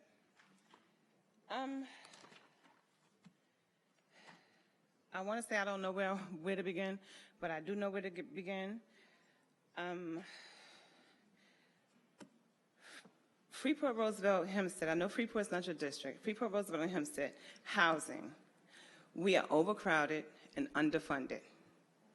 Overcrowded and underfunded. We have no housing. I've reached out to several people regarding housing, and I'm being told there's no housing. I run into people in this neighborhood, in this town of Hempstead, Freeport, Roosevelt. There is no housing. We are overcrowded and underfunded. I'm quite sure everyone on this panel before me knows that there is absolutely no affordable housing. And if there is 3 to 12-year wait list for housing. 3 to 12-year wait list. There's women and children in these shelters that are paying to be in these shelters. Or we have people knocking at our borders to get in, and we have people that's haran and out there bound and just doing whatever they can to get these people in here so that they can house them. And they're coming into our lower income communities, like Hempstead, Roosevelt, and Freeport. We're already suffering. We are already suffering financially. We have no housing. There is no housing. What is anybody going to do? What can be done? You know, you don't understand. I myself is looking for housing. This is what I'm doing. I went from management companies to real estate companies to just walking in stores, putting up flyers, talking to people, asking for housing, begging for housing. Women are giving empty Section 8 vouchers to do what with? There is no housing. You know what? I randomly stop people, women that I see, you know, and I ask, you know, are you someone that you know related to affected by housing? Everybody's affected by this. Nothing's done. I watched a couple of years ago. I lost a rent subsidy. I lost it. Why? Because I didn't fight. Because there was no housing. I was told there was no housing. I watched as Hempstead got together $2 million I believe it was $2 million. Correct me if I'm wrong. They got together overnight within a week, $2 million to open up the school across the street for a bunch of people that just come here and demanding that their children have a place to go to school. My grandparents are from here. My mother's from here. I was raised here. Something needs to be done. We need housing. And I'm not even finished yet, but we need housing in this community. We need some affordable housing. Everything's depleted here. Ms. Tenney, I agree. We do have a problem in Nassau County with the lack of availability. Resorted to at the county, protesting quietly at the county executive office. And I will continue. If I got to go lay down in the middle of the Southern State Parkway to bring some kind of national attention to this, I will. I don't want you to lay down in the Southern State Parkway. I'm not alone. Something needs to be done. We need answers. We need answers. We need help. We don't need to just to be a round table discussion. We need help. I'm begging you, and I'm out here representing other women with children. We need help. And it's a shame that we have citizens, women and children, being charged to live in a shelter. This should be declared an emergency. There should be some emergency funding coming from somewhere to help us out here. Ms. Tenney, I agree with you that we have a crisis with the lack of affordable housing. In your particular circumstance, if you would see Rebecca Sinclair, she will try to help you. What can she do for me? Because I've been seeing everybody. I've gone down the list. I've seen everybody. I reached out to Dorothy Goolsby's office. She was very helpful. Their office was very helpful, but nothing amounted to it. I reached out to NAACP. I reached out. Nothing. Nobody's doing anything about it. And then I wanted to ask a question, too. And I know this is not your district, and I don't know, but I just want to put it out there. You have the Marks and Gregory projects in Freeport. Not you. I know this is not your district. But they're taking the residents of the Marks and Gregory projects, and they're putting them across the street. From what I've understood, I've been down there asking questions. Not everyone is going. They're steadily trying to evict people. Is this going private? Are they only going to give like 15% of the units to the affordable housing, and then it's going to go private, and then they're going to sell the land that they are to some developer to put up condos while we're in a housing crisis? I don't know the specific facts of that case, but I can look into it for you. If you just see Ms. Sinclair, what we can do is try to help you. I have to know more about your circumstance. I need help. But I'm here for other women. I understand that. I'm here for those that are in We're trying to create a climate where where we can get developers to come here and invest in affordable housing so residents can stay here. Ma'am, if I could add, I represent about half of Freeport. I share it with the senior councilwoman, Gooseby, and then the other two neighborhoods you mentioned she represents. And as a Republican, I'm telling you your comments are 100% accurate and valid. And there is sort of a big picture way to solve this housing crisis, and that is to lower the tax burden. It is to stop congestion pricing. It is to stop Governor Cuomo's efforts to tax us to death and have all people move out of New York. A lot of our young people are fleeing the state because of this incredible tax burden. And what you're creating is an environment where there is not affordable housing. There are not opportunities for the young. So I agree with you 100%. I'm happy to meet with you. I know Mayor Kennedy in Freeport is doing an amazing job. He's been a phenomenal mayor there, and I think he's trying to really move the ball in that respect. But what we need to do is look at our zoning laws. We need to bring economic development. You know what, I'm sorry, Ms. Sweeney, but you know what, when you say, it's not even about, like, to me, zoning or what district you're in or whatever, it's about that we need the help. And, well, there are ways to help you. I mean, I'm trying to, but for example, take Baldwin. So you have a downtown that has been desolate for about 20 years, Grand Avenue and Merrick Road, and the board has been moving forward with an overlay district in Baldwin that is going to create, hopefully, a lot of economic opportunity for the folks in Baldwin. And you say economic opportunities. I just want to ask you this as well, economic opportunities. Like I said, I grew up, I'm 48 years old. I grew up in Roosevelt, Freeport, and Hempstead area. And I'm watching my community be re-gentrified, slowly but surely. If any of you notice that there's only, like, if you go up and down Nassau Road, I don't know if any of you travel, but up and down Nassau Road, we have like what, maybe about, if I could say about maybe 10, you see how many businesses up and down Nassau Road, 10 businesses that are like black owned, you know, and the rest is like Hispanic. You know, and then I call Long Island Fair Housing, and I'm calling, and everybody's saying, well, we work with everybody. That's not, you're not working with everybody when we're seeing the makeup. We're being forced out. Everybody can't fit in Georgia. Everybody's moving south. It's ridiculous.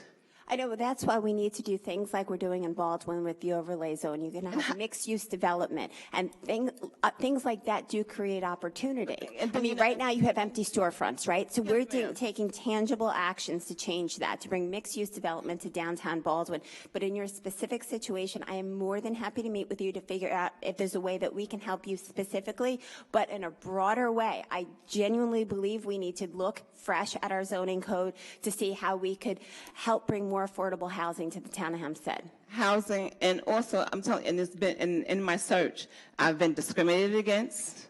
The majority of the apartment buildings here in Hempstead are ran by me. I'm talking about my experience. Are ran by the maintenance guys who I ran into nothing but Hispanic maintenance guy. And I'm not talking about, I'm not trying to be whatever the word is, but I'm just being real and just giving you what I've been going through. And it's the protocol is to get an application from them, fill it out, give it back to them. Where's the application going? Who are you calling? When you call, nobody's heard of you. You know, but you're constantly seeing Spanish moving in. This is real issues that need to be talked about and addressed. I agree with you. We are being discriminated issue. against. It's a real concern in Nassau County. We are working with the county executive actually to look at a broader plan to bring more affordable housing to Nassau County and to the town of Hempstead. But do you agree with me Rebecca that the Sinclair is right there in the Do you first. agree Could with you me raise that your hand, Rebecca? If you could just go speak with her right now. I'm sorry, I have to call the next speaker, but please speak with Ms. Sinclair, and I'd be happy to discuss this with you further. Diana Thompson.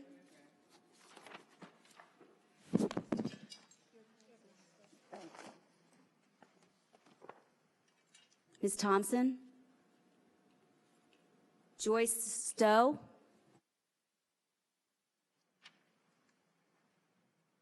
Ms. Stowe? Valerie Lamp?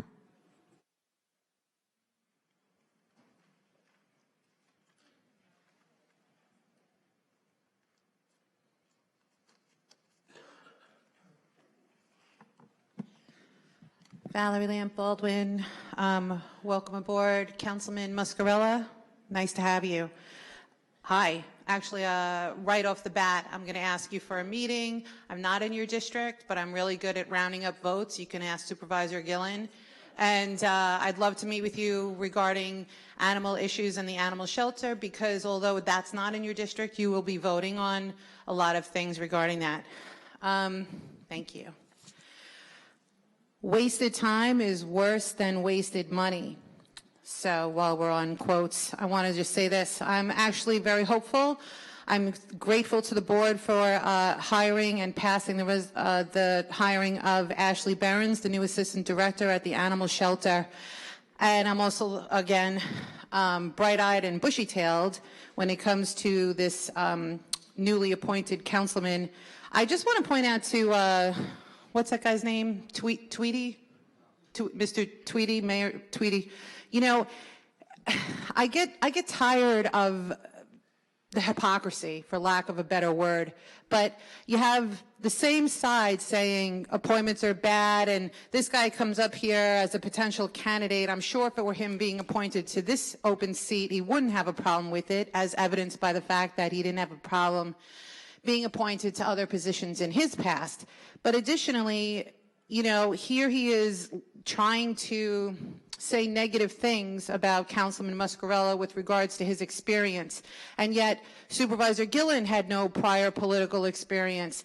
And just in general, I think the country has spoken at large that it's refreshing to see people who may not have tons of political experience get up and run. And I have a friend of mine doing it right now in Long Beach.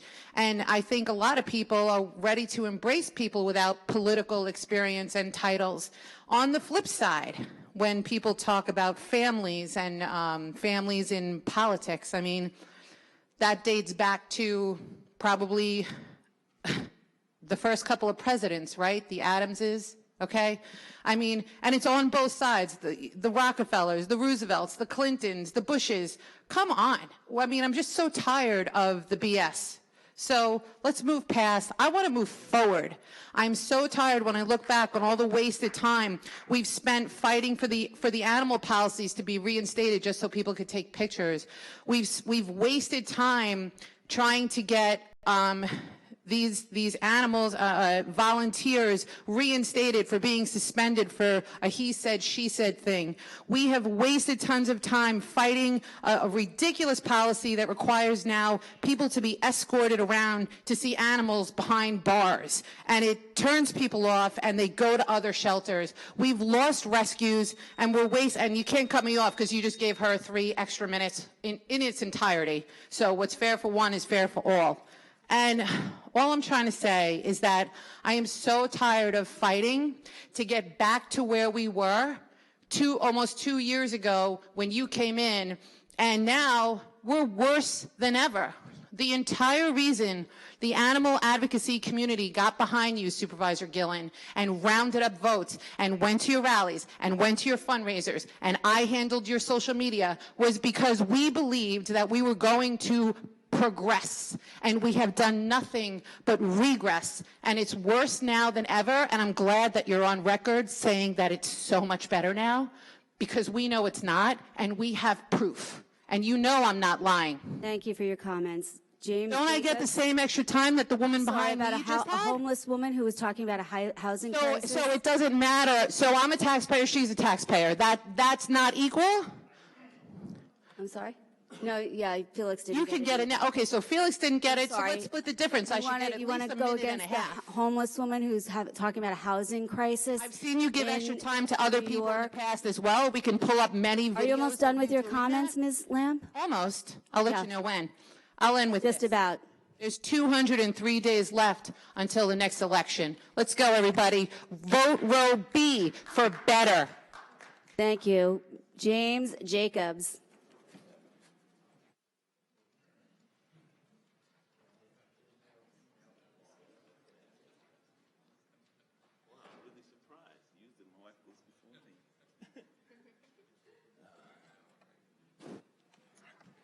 Thank you. Good afternoon, James B. Jacob, 568 Ash Court, Uniondale. Good afternoon, Mr. Jacobs. Yeah, Ms. Gillen, Supervisor, and the newly appointed gentleman, congratulations.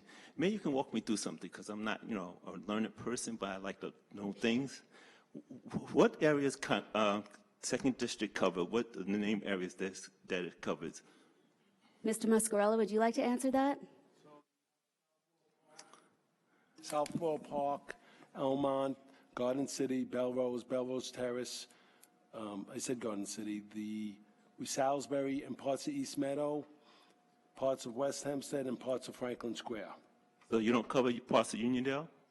There is, I think, one ED in Uniondale, but that's mostly Senior Councilwoman Dorothy Goosby's. No, because the reason I asked the question, because I know a lot of councilpersons share districts, and I'm surprised that, Uniondale, District 1 is the bulk of it is Senior Councilwoman Goosby, but I know the gentleman in 2nd District, Avicino, had parts of that also.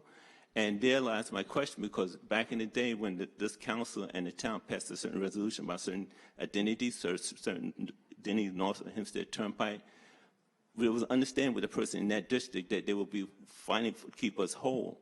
But I noticed lately that every time I would Google a certain area, especially when it comes to ECG designation, which is Stewart Avenue, Quincy Roosevelt, Charles Lindbergh, and Meadowbrook State Parkway, this thing pops up. But your resolution says it doesn't exist. And being that he's part of the new district now, I wonder where his position is. He's going to be in favor of keeping Uniondale whole. That's why I feel let me just ask the question. Because I know since Mr. Rod, he's the legal person, and I know sometimes people can't answer questions, but as a taxpayer and a constituent, and not a very learned person like all these lawyers up here, nothing against lawyers, but I figure where's the justice for a pro lay person or like the one was before me who's begging for assistance and asking for certain things done to people of color, be it Hispanic, Asian, whatever, fairness. That's what I'm saying. I'm sorry, I just don't know exactly what your question is. I'm sorry. I wonder what was his position on the East Garden City situation, being that it's part of his district in the little corner there. When you Google it on the map, it's not supposed to exist, and he is charged with the district. So if I can be clear, you're asking Councilman Muscarella what his position is on whether or not a certain area of Uniondale should be called East Garden City? No, what happened, they're trying to fracture north of Route 24, which is Hempstead Turnpike. Anything above that is called that destination. But this town, about a couple of years back, had a resolution stated that entity did not exist. Also, the county said the same thing.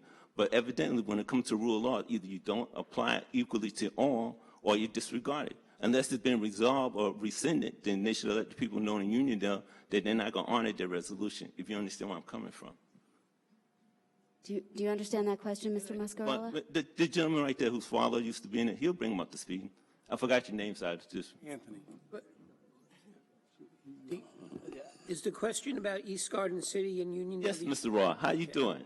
I'm Good afternoon. How are you? It's nice to see you. Oh, you over there now. Got a promotion. You think that's a promotion? It's not, not at all. Let me tell you. No. I'm going right back over there. You're on the big table now. Yeah, that's right. The town board, probably 5-6 years ago, took down all of our signs that said East Garden City in the area you're talking about.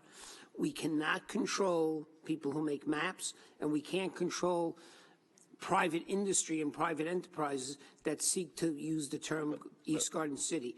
We no longer use it.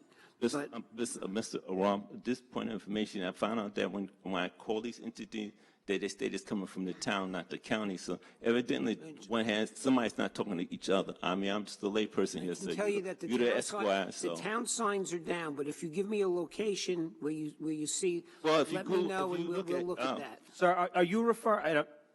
Yes.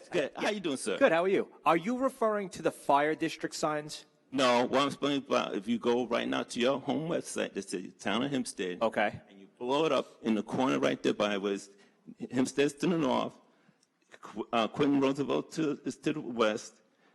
The east, it would be Charles Lindbergh Boulevard, and Meadowbrook South would be to the southeast. I'm sorry. So you're referring to the GIS mapping? Yes. Okay. So I think the designation from the GIS mapping comes from the county and the state. I don't think that the town of Hempstead delineates the actual names on the GIS mapping. I'm sure IT would probably be able to. We can take a look at that, Mr. Jacobs. I'm thinking, and somebody will correct that, because here's the thing: come next year's census, was ever not corrected this year, it'd be a permanent thing. And to me, if I come to someone else's house and split was to me not keeping something not whole together, I think it would be a major disservice to people that support the different individuals. I don't believe in political parties, but I believe in fairness to all. Just saying. Thank you, Mr. Jacobs, and we'll follow up with you on that. And before I forget, for those, have a good Easter and everything else, and the best of luck, okay? And thank you for I know that Yvonne Abrahams over at the county, he's the county legislator for that area, and he's been trying to get that changed on a GIS map also. So the people are working on it, trying to get it changed. So it's a safe bet that the town's in conjunction that they are favoring that Uniondale stays whole then, right? That's exactly what Kavana's been fighting for No, but- since I've known him. And you know I'm what? asking about the town side. I understand, Kevon, that's the county, but this is the town. The town's already addressed it. Mr. Jacobs, I'm We've sorry. already agreed with you. Okay. I can't go over I know, 3 minutes I don't anymore want to keep because you, we'll be but here thank all- you, but thank you. Ms. Jacobs, Pearl Jacobs?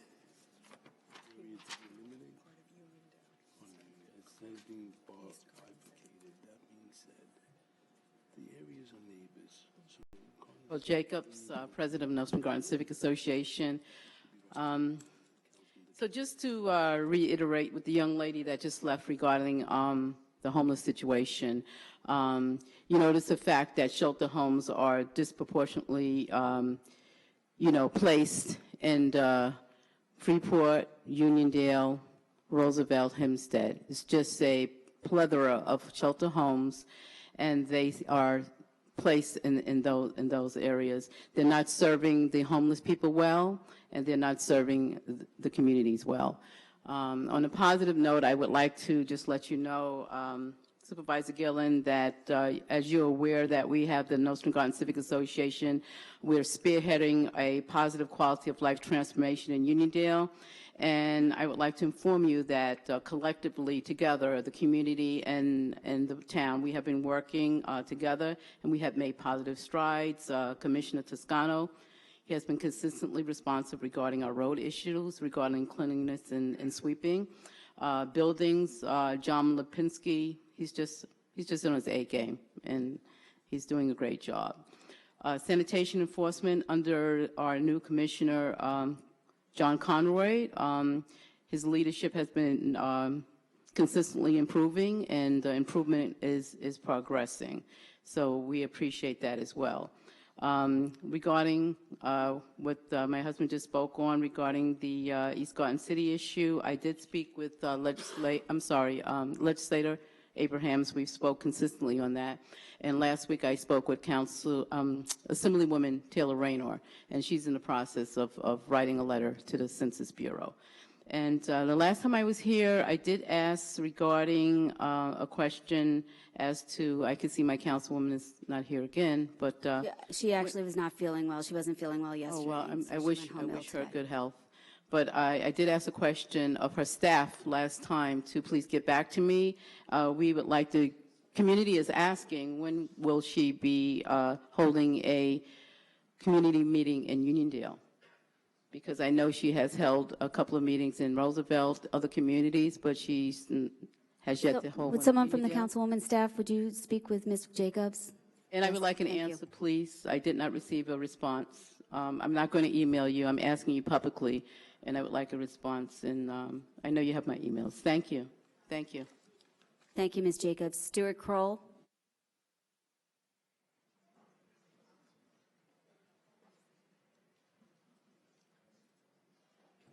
And I'd like to thank the Commissioner and Mr. Lipinski for working so collaboratively with Nostrum Gardens. Thank you. Stu Kroll, Great Neck. Congratulations, Mr. Muscarella. I'd also like to, I'm going to touch on a couple of topics before I get to ethics, so we'll try to keep everybody, entertained. I'd like to also express my pleasure at the hiring of Ashley Behrens as Assistant Director at the shelter. I don't see any reason now why Mike Pastore cannot be transferred. Hopefully then we'll have a shelter driven by compassion and hope. I'm also very curious why there's so few animals at the shelter. If pet owners suddenly become more responsible and taking care of their pets more responsibly, somehow I doubt it. Also, Massachusetts tends to come pick up cats on a regular basis, and the last time they called, there were no cats. So unless these cats are suddenly practicing birth control, I find it very odd why that's happening. Maybe these cats are not being admitted with the, ease, I guess, that they were previously. I find that a little disturbing, or if they're being sent out of state somewhere else, I really don't know at this point. Speaking of which, who's making these decisions as to what cats or what dogs are being admitted and what's happening to them? Is it still Fonte, I guess, making these decisions? I can't imagine now that with Ashley being over there that there's not going to be a tremendous amount of friction, so I personally think it's about time that her month-to-month contract be terminated. There's a dog I want to talk about named Falco. A respected rescuer that I know from out east has been trying to pull this dog. It's a peak mix, and on a good day, this dog might weigh 12 pounds. Apparently, he's nipped half a dozen people. Supposedly, he has some sort of stomach problem that probably is not being addressed, which makes him very sensitive, to that. And apparently these nips have done no damage to anybody. The question is now why this dog can't be pulled. Apparently they now want more insurance, and it's starting to sound like the same situation that happened with Brock, where Brock was murdered. Let's see.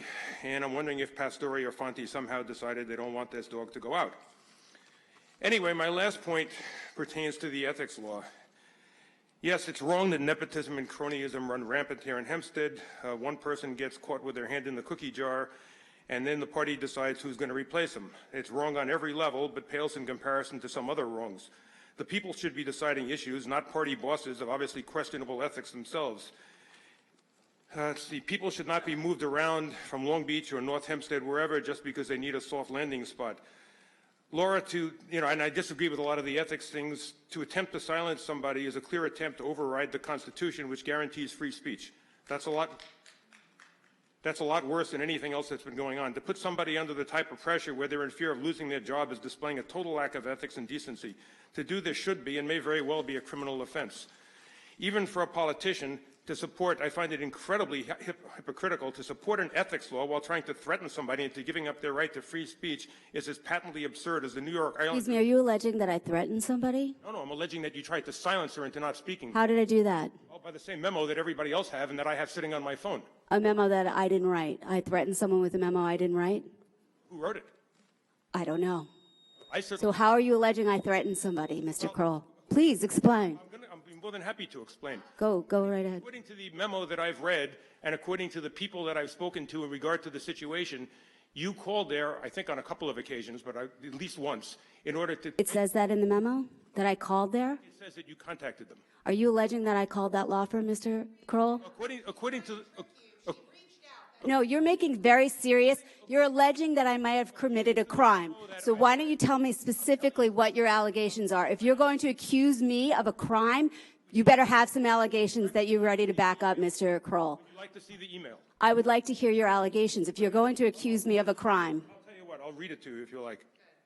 I'll be more than happy to read it to you. And if you have any dispute with that, you can take it up with the law firm. I'm sure they'll be more than happy to... So just your only allegation is that there's a memo. Is that it? Or are you saying I called a law firm? If you give me a second here, I'll gladly pull it up for you here. Let's see. Let's see. Please stop calling out from the gallery. That applies equally to everybody. The way it ends, by the way, is any violation of the foregoing may result in disciplinary action by the firm, including termination from employment. Please acknowledge receipt. Bonnie Radefsha signed that memo. It says here, and I'll quote you here. So if you have any problem, contact the law firm. The town supervisor, Laura Gillen, has reached out to the firm regarding certain disparaging remarks that you have directed at and communicated to her in person or through the... So they said you reached out. So do you not deny that? It says it here in black and white. I'm asking what your allegation is, sir. I'm saying. What is your allegation, my sir? allegation is that this memo clearly states that you have reached out to that firm. Did I write that memo? I have no idea. Okay. Well, the firm obviously thinks that you did. Thank you, Mr. Kroll. You're quite welcome. Mita Meriday?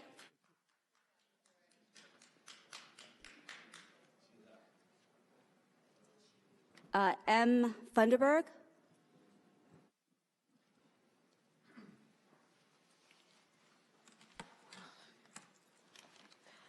Good afternoon, everyone. Good afternoon, Ms. Funderburg. I am a resident of Roosevelt for over 50 years. I don't want to tell my age. But I'm just concerned about something, and it's just a small story. Today I can talk about it. Maybe a couple of weeks I couldn't. I run a nonprofit where I actually service approximately 500 kids a year. We just returned from Jamaica on Sunday, where the kids went there for a Goodwill tour. We found a building in Roosevelt. There was a shack. All the political signs are up on the building. They always tag the building gang members. And so we took the building over. We've been paying rent, and we renovated the building for $75,000 on the promise that we were getting a grant. And we never received the grant. So subsequently, about 3 weeks ago, we were removed from the building because we could not buy the building. But that comes back to the same point that I'm making. In Roosevelt, we're a square mile. And there are 3 vape stores there now, okay? And they stay open 24 hours. They're in close proximity to our schools and churches. And part of the law that is coming through the governor's office is that people who have been arrested for the sale of marijuana for social injustice, that they will be allowed to get low interest or no interest loans to buy these cannabis buildings. Now, I'm an organization that has been in existence for 35 years working with young people. I lost my facility because I couldn't obtain a mortgage for $250,000.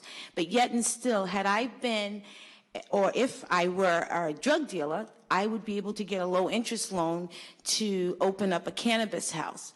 So that goes back to the same thing. I know that the town is opting out, but what are we going to do? And I only asked this, that on Nassau Road, and I was listening to the young woman about housing.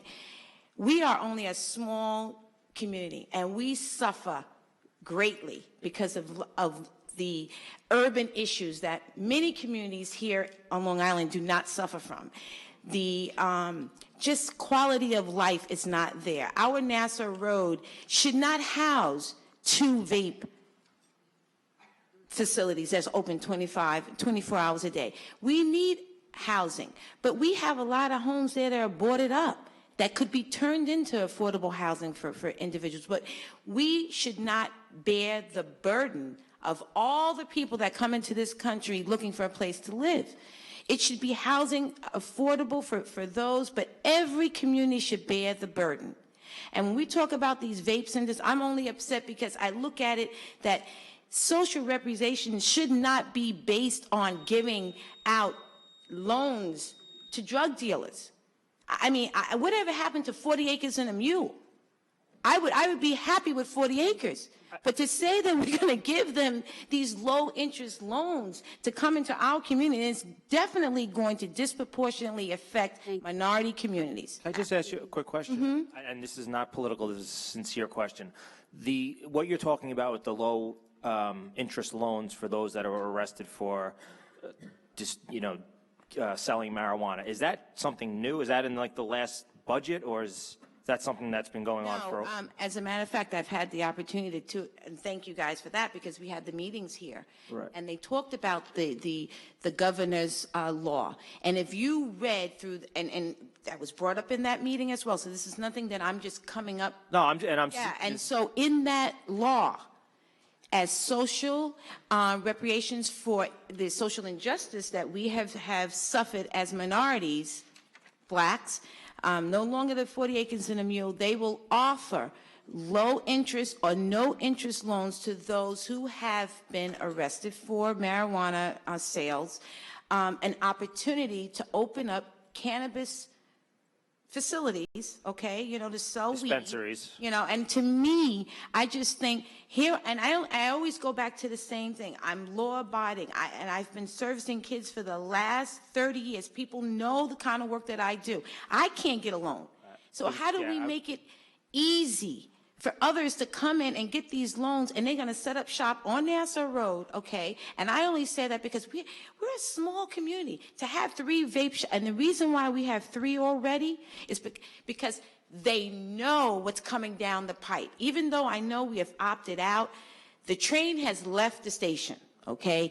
And the understanding of what's coming down the pipe, everybody's running to these areas where they know they're going to set up shop. And when you talk about 24 hours of them running their business, that's a shame.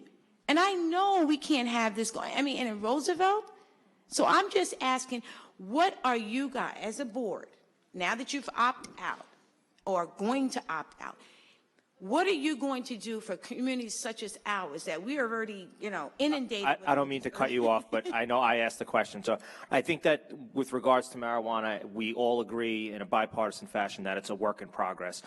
This is honestly the first I'm hearing of this loan issue, and I'm definitely going to look into it. And I know that all of us, the supervisors, the senior councilwoman, all the board members, the reason why we put that moratorium on is so we could put our heads together and kind of, look towards the future of what we can do as a township. And I think that's what we all are doing. I thank you. And I hope that you will look into the communities that are the border communities, and try to ascertain a plan of action that will save us from what's going to come down the pipe. Because to be able to have vape shops open up 24 hours, we need to do something now before it becomes a law that they can, sell, marijuana the way that they want to. We need to put something in place now, and that's what Thank you, Ms. Funderburg. We're presently looking into keeping it out of bedroom communities, such as your community, and putting it in commercial districts only, where they can open it, because we can't stop industry from happening, but we can restrict where they're doing it. So we're going to try to get it in commercial areas only, and save bedroom communities like yours, like mine. It's terrible what's going on, and we have to stop it, and that's what the town, we're investigating right now, what legally we can do, because we don't want to jump out and then get, look foolish. So we're going to do it properly. We're going to cross the T's, dot the I's, but we're looking out for your best and our best, too. It helps all of us. Thank you so much for being here. As the law emerges and we see what the legal landscape is, we will be addressing this. We pretty much are on the same page as a board, I think, on this issue, and we will be getting community input as well. So when this legislation comes to fruition, we will be reaching out to all of our communities to get their input, as we have previously.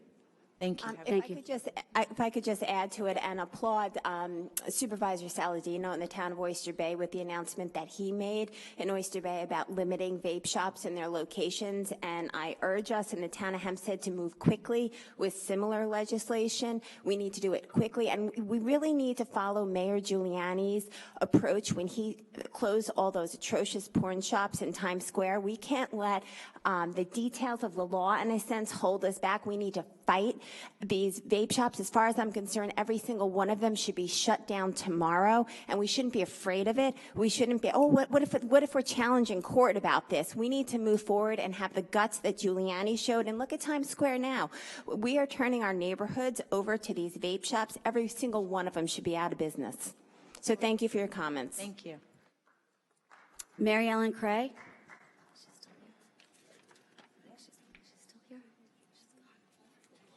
Lucille Defina.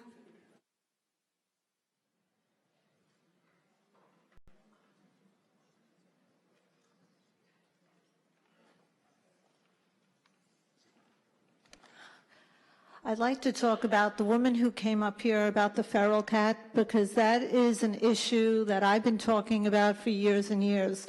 It started way back when they took away the do not destroys.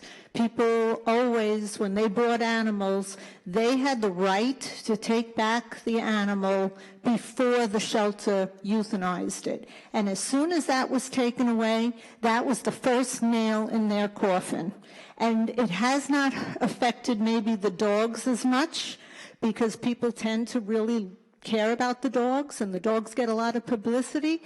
But the cats, this is a real problem. And as soon as you were elected, and I think it was within the first month or two that you sat up there, I begged you to look into the cat situation at the Town of Hempstead Animal Shelter, because it's really bad.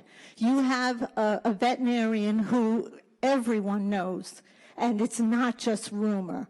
He dislikes cats. He does not have the same respect for their lives as he does dogs.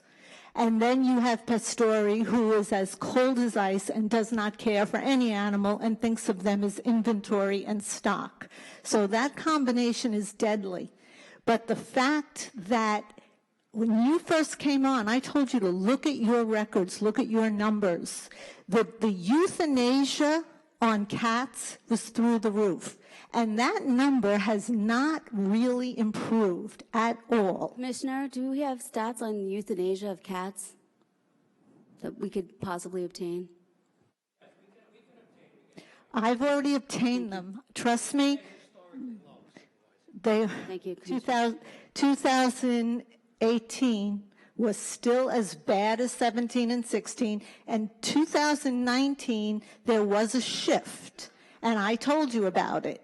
The number of cats dying in their cages, dead, died, unknown, went up to 286 unknown, died in cages. And I am telling you, this woman that came up here, God bless her soul, this woman Janice, because not everyone has the smarts to do what she did. She brought a cat into the shelter this morning and realized something is not sitting right with this. She brought a cat in and they said, oh, we'll assess it, we'll give it 5 days. The cat is feral and the cat is very, very sick. When she met with Pastori, he told her, we will assess the cat and either put it up for adoption or it'll go to rescue. Impossible. If the cat is sick and the cat is feral, that cat, I can assure you, sits in its cage for 5 days and then gets humanely euthanized or moved to a rescue out of state that nobody knows what its outcome is. And that's why your FOIL numbers are the way they are. And this needs to be rectified. When you have a TNR person willing to take back a sick feral cat and you deny that person, then you have a real problem. You have to change this. This has to be looked at. Thank you, Ms. DeFino. We will follow up with you. Thank you. Teresa Kahutka. Barbara Thomas.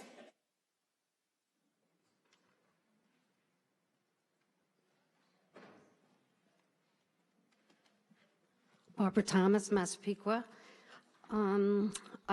Again, thank you. I'm so happy that the resolution passed for Ashley Behrens as Assistant Director. And I just please ask that you give her the tools that she needs to succeed and enforce a code of conduct upon staff and volunteers, as I've been asking, please, since 2016.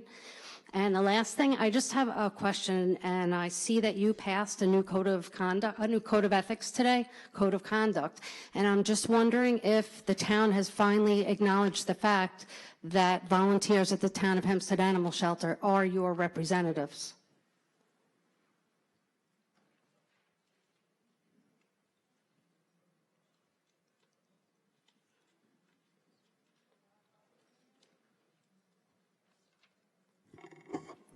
Are you asking if they're included in the ethics?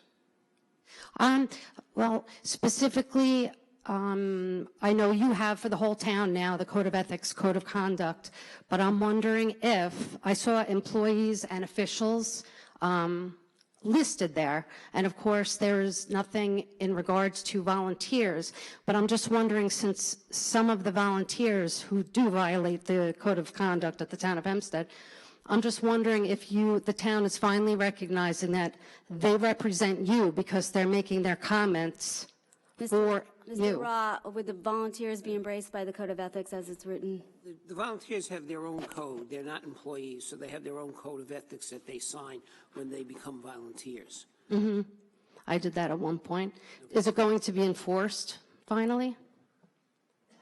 Well, I believe it is enforced. Today's action,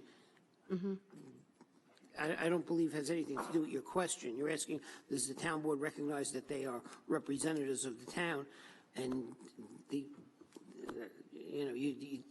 I don't know the answer to that question, but I tell you that they have their own code of conduct that they have to adhere to.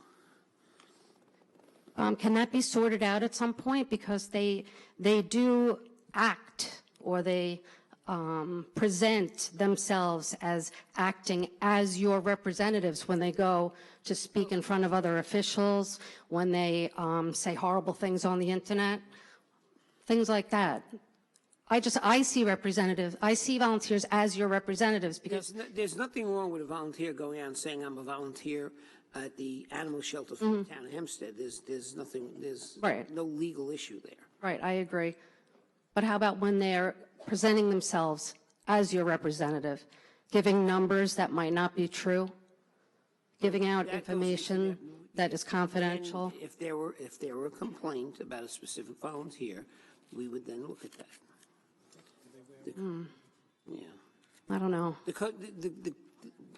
The short answer is the code of ethics doesn't impact the volunteers as much as it does the town public officials and town employees. Right. The code of, the volunteers have their own code of conduct that they adhere to. That's the answer to you. Right, okay. Well, it is violated constantly, and that's my fear with Ashley Barron's coming in, because, as I said before, Ashley Barron's is wonderful. She has a great reputation, a proven success record, but those volunteers who do continue to give out confidential information, to bash and curse at the public as representatives, presenting themselves as representatives of you, that still happens. And I really hope it does not happen anymore, because Ashley's there. And again, Ashley will do great things, but I still see, since the year 2015, that's been a significant problem. And I know you know, because I've come here approximately 10 times telling you. The code of conduct needs to be enforced. Please, especially now that we're moving forward with Ashley. Thank you, Ms. Thomas. Thank you. Diane Madden.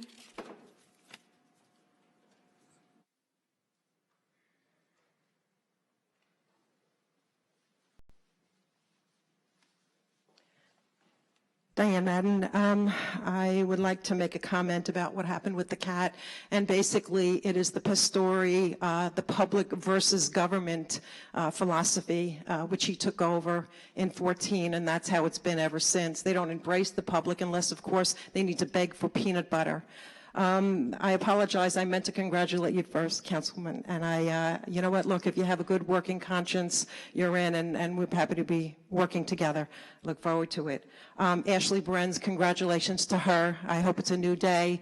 One thing is very clear. We fought very, very hard to get to this point. Other people before you have had this opportunity, and I hope you'll take this opportunity to understand we're looking for transparency. We're looking for just the opposite of what's going on in that shelter right now, the discrimination and the bullying. Mr. Ra, for you to suggest that the volunteers are adhering to a code of conduct, you wouldn't be looking at different lawsuits, and they may increase at this point unless it is put under control. And again, I do thank the union president for getting involved, because she recognized on Facebook alone what was going on and that the code of conduct was in violation. And by the way, I'll remind you for the umpteenth time, it's all mismanagement. It's all Mr. Pastori.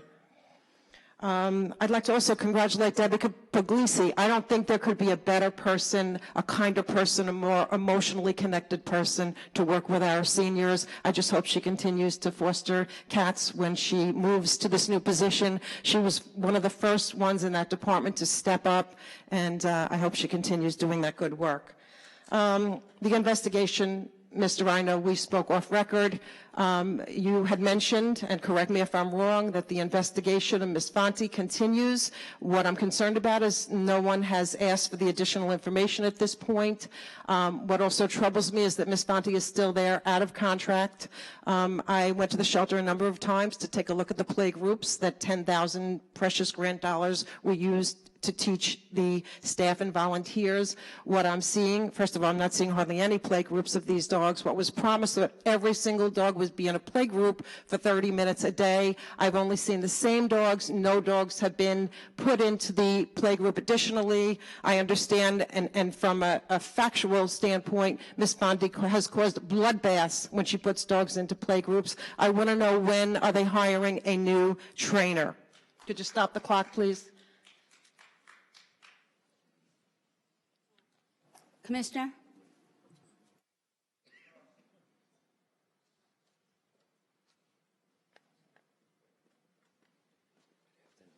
Hello. We can talk now. I have lawsuits kind of on hold till I decide what to do. So let's sit down at some point. How can I help? I think there was a question. Was there a question, Ms. Madden? Yes, please. I know that Supervisor Gillen had, I believe, put up an RFP for a trainer in several months ago. Have not seen it again. I would like to know what is being done to find another trainer, a qualified trainer, somebody with a proven record, because to put in Ms. Berenz in there in the situation, I mean, I'm already hearing this poor woman is looking to figure out how to handle, what to do with certain behaviors. That is not her job. That is not what we want her to do. So when are they hiring a new behaviorist or a trainer? The instruction of the town board and the supervisor will continue with the RFP. Sure, we can put that out to RFP again. I appreciate that very much.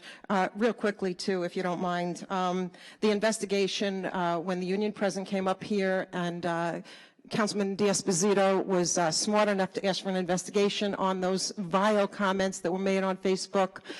You had mentioned, Mr. Ra, that there would be an investigation. What's really concerning is that normally, and I don't necessarily agree with this policy, because there have been many good volunteers that have been taken out for months on end and proven to be wrongly accused and put back in the shelter. I'm wondering why these two volunteers who made the most vile comments that could not even be repeated are still in the animal shelter while there's an investigation going on.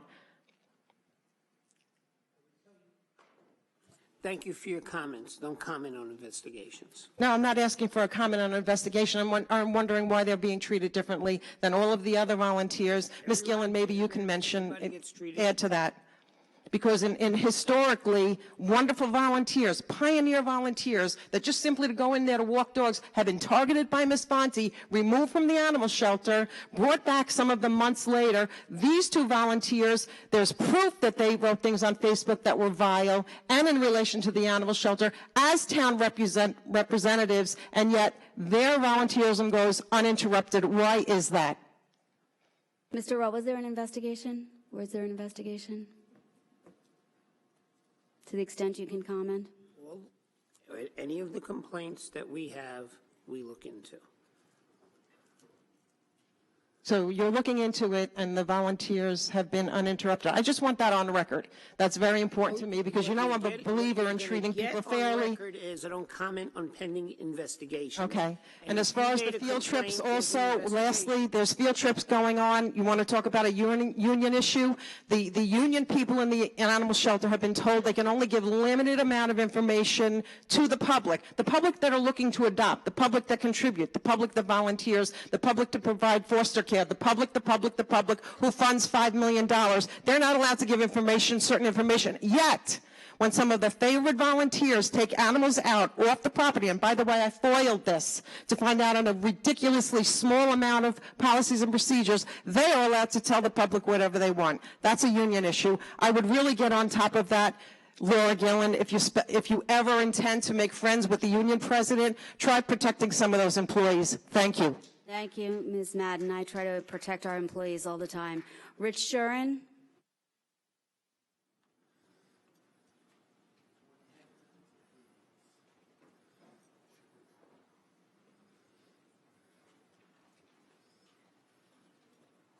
Good afternoon, Richard Shuren, 167 Jefferson Avenue, Harbor Isle. There's a wonderful program called Green Spot, which the majority, my understanding, there's a project that the town's been working on, some people in the town, and the majority refuses to put it on the calendar or take it off the calendar for consideration. Why is that, Councilman King Sweeney? It's Green Spot relating to electric cars. It was tabled today indefinitely. No, let's not create drama here, okay?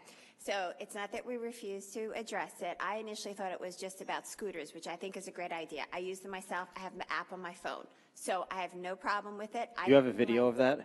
What's that? A video of you on the scooter? I do. Actually, I do. It's a lot of fun.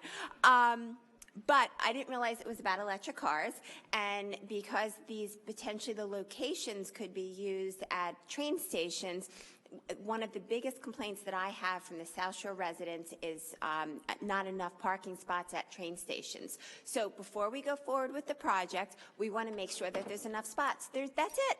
I mean, we're all about green energy, how to save the environment. You're trying to create drama here. I just want to be clear, Councilwoman, that the scooter initiative is totally different. I think we discussed it, and I told you we'd be putting it out to RFP again to try to get competitive bids from the various vendors who do scooters. That's completely different than Green Spot.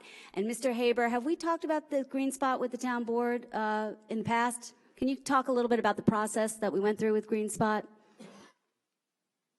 Because, Mr. Shuren, I agree with you. You're right. This would be a great environmental initiative. I thought everybody was on board. I was surprised to find it tabled today. It's pretty obvious that the majority doesn't want you to get the political credit, and that's the only reason why it's not going forward, just like the building department, just like countless other things. It actually has nothing to do with that. It has nothing to do with that. Mr. Haber, what was the process that was followed with Green Spot? We put out an RFP for green solutions for mobility, and the purpose of it is to try and get ride sharing to get the community to stop using carbon-polluting cars and take some spots. We don't want to take spots away at train stations. We want to basically have ride sharing, which will take cars off the road. Essentially, it's a zip car using other electric cars. And we went out for an RFP. We had one respondent. This company, Green Spot, would come out of pocket for everything. It wouldn't cost the town any money whatsoever. After the company Green Spot is reimbursed, the town would have a percentage sharing in the profits going forward. So no cost to taxpayers whatsoever, and the town might actually realize some revenue from this great green initiative that would reduce our carbon footprint and make rides to train stations easier for residents. Is that right? Yeah, that's correct. But beyond that, we've had months of talks about this. We met with the town board representative, and they told us there's a wonderful idea. What town board representative did you meet with? Christian truly came, and he was all for it. They initially offered 21 spots, some at train stations, some on streets the town owned. No one wants to take any spots away at the train station. And it would be chosen by the board. They put forth 21 spots. The board would have a pilot program where 5 spots would be chosen. Everybody seemed to be on board, no pun intended. And I just don't understand why it was tabled. We went through ad nauseum discussions about it. Green Spot was here to actually speak if there were any questions about it, and it was just taken off. Mr. Cianciulli, Mr. Haber is characterizing your conversation. Was that accurate? Because I feel like I'm sensing a gotcha moment here when there really shouldn't be. There's been a lot of cooperation on the board, and I don't know why we're setting this up in public session now. I mean, I'm just speaking. I was asked about the process, and I'm just talking about a conversation that was had. And was that an accurate reflection? And when this resolution was tabled, there's no gotcha set up. This is a question that came from a resident, and that's why Mr. Haber was called up. I had. The company came in and presented to us, and we were just looking at the locations, the possible locations. We asked for 5. They gave us over 10, and we need the commissioner of engineering and people to look at it to make sure it has no effect on the parking lots and the commuters. Doesn't the resolution say that there are 5 and that they would be determined? The resolution was the purpose to just basically choose them as the green service provider, and you weren't even entering in a contract. Then a contract would be chosen, and from a list of spots that they thought were viable, then the board would choose from 21 spots and narrow it down to 5. It wasn't clear on how the spots were going to be chosen. I sent you a list of all the spots and where they were located. Locations of 15, 20 spots, even 30 spots. Who is he? Who are you? The question is, what spots are we going to allow? Who's going to determine that type of That would have happened after you sign them and you approve them on the board. There's no contract. You're entering an agreement to then sign a contract and then choose and move forward and have that negotiation. Who are you? Excuse me, you're being very rude. He's the chief of staff to the town board, and I asked for him to speak. I want to know who you are. Mr. Cianciulli is the chief of staff for the town board, to clarify. And if you read the resolution makes clear that nobody was selecting spots right now, that it would be determined and approved by the town board. Everyone's sitting up here. What I just heard was Erin King Sweeney say she thought it was a scooter initiative, yet the chief of staff is obviously very familiar with this issue. I mean, you still maintain that you thought it was a scooter issue? And The supervisor and I had offline conversations regarding a scooter initiative. I don't know what kind of gotcha moment you're trying to create here. You're totally off base. Mr. Haber, you said that Mr. Cianciulli fully supported this. He's telling you he didn't, so can you correct that? No, actually, we were in a meeting. They said this is a great initiative, and there's no gotcha moment. I thought it was going to be passed this morning. I'm not like I set anything up. I'm very frustrated after 6 months of work and feel like we're working together that this is pulled off the board docket and tabled indefinitely. I mean, this is no cost to the town whatsoever. And you had said yourself in the meeting, this is a great idea.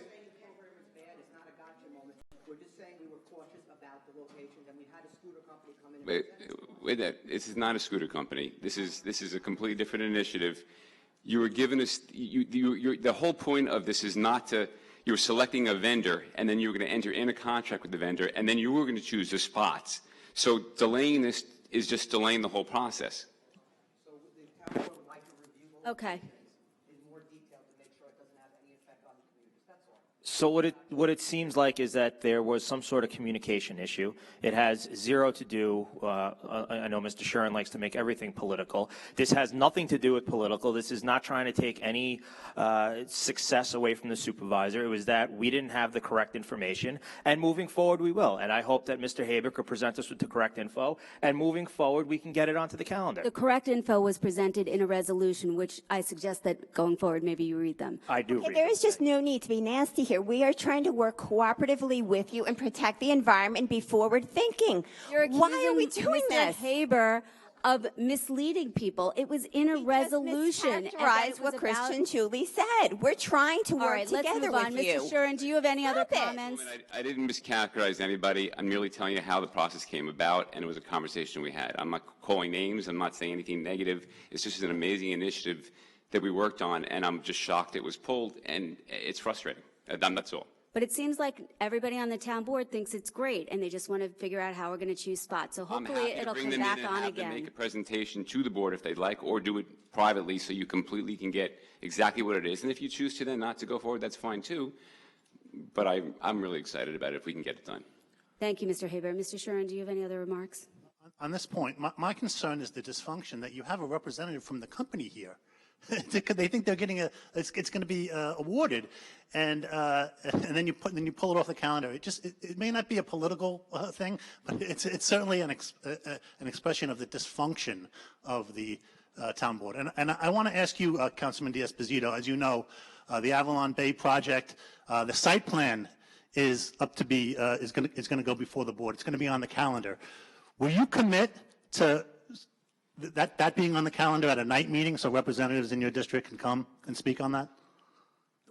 The site plan for Avalon Bay? Yes. When it comes on the calendar, will you commit to me and other residents of Harbor Isle that it will be on the calendar for a night meeting? Sure, I have no problem with that. Okay. And can you tell me, and will you commit to giving the residents of Harbor Isle sufficient notice of when it's put on the calendar so that When I know, you'll know. Okay. Well, when do you expect it to be put on the calendar? I have no idea. You're in control of that, are you not? Am I in control of the calendar? Well, actually, something like that would come from the town attorney's office. So, no, the last time I checked, I do not run the town attorney's office. That's Mr. Ra's job. But as soon as he lets me know when it's ready to go on for a site plan, we'll have communication. So have you spoken to Mr. Ra about when it should be on the calendar? No, I haven't. You haven't at all. Have you spoken to anybody about putting it on the calendar?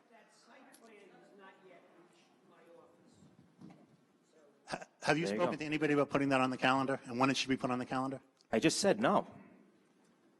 What is it that you're trying to get at, Rich? Let's just call a spade a spade. Stop trying to beat around the bush and say it directly. What I'm getting at is that you intentionally do not want that resolution, that particular resolution, to be on a night meeting calendar. It hasn't even reached Mr. Ra's office yet. To participate. Rich, you are so incorrect. It's ridiculous. You come here and make up these things out of, I don't even know where you get them from. There has been zero discussion. The site plan hasn't even reached the town attorney's office, but you're looking into your crystal ball and deciding that I've already decided that I don't want it at a night meeting. Where do you come up with this stuff, honestly? Like, where do you dream this up? Listen, let's be very clear so everyone knows that's here and everyone at home knows. Listen, let me finish. We all understand that you hate my guts. We got it. Everyone's got it. Okay? But dreaming up this stuff that I have somehow manufactured a site plan to not be put on a day meeting that hasn't even reached the town attorney's office yet. I mean, honestly, what is it that we're talking about? And stop beating around the bush. Just say it directly. You're committed to put it on the night calendar, correct? As soon as I hear from Mr. Ra that it's ready to go, I'm happy to put it on the night calendar. To telling the residents of Harbor Isle in advance. This is now the third time I'm saying this. To everybody that's home in Harbor Isle and Island Park, the site plan approval for Avalon Bay will be on a night meeting, and I will be happy to let everyone know. Good? Good. That's what I wanted. Excellent. So success.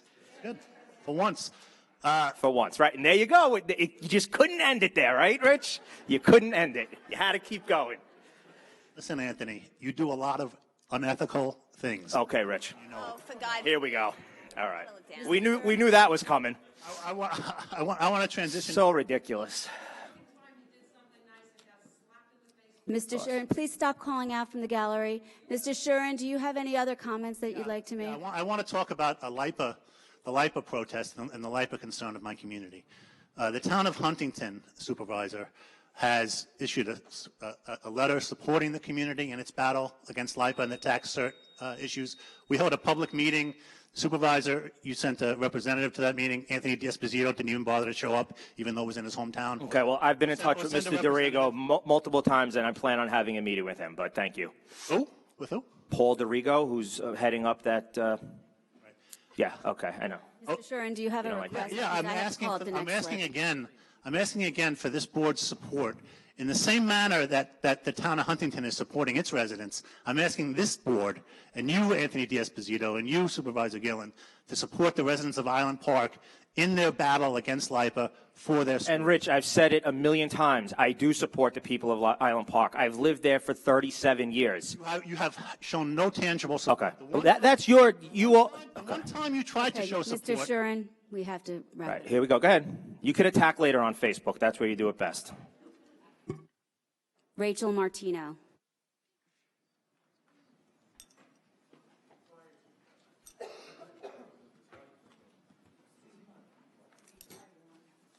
Rachel Martino, Kings Park.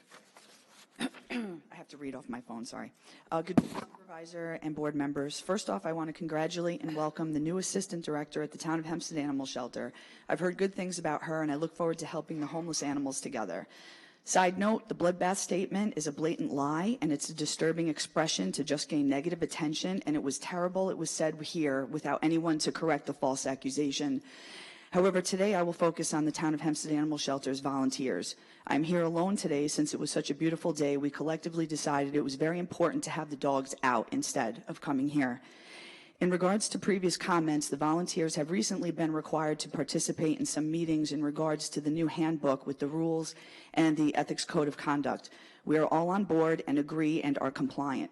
Ironically, it's the same 4 or 5 people saying the same lies every meeting that have something different to say, some of which have been outed in foils that have somehow had the power to actually kill far too many animals unjustly in the past under prior administration.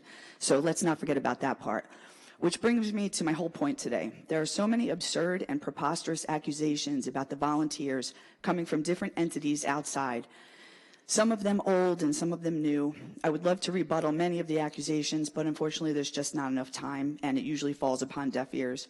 What I will say is that if anyone out there with any type of power or leverage that's willing to put forth any negative energy into lying, bashing, and degrading the selfless volunteers, essentially trying to push us out and away from the animals, they need to know what they are doing is disgraceful, hurtful, completely unnecessary, and downright inhumane.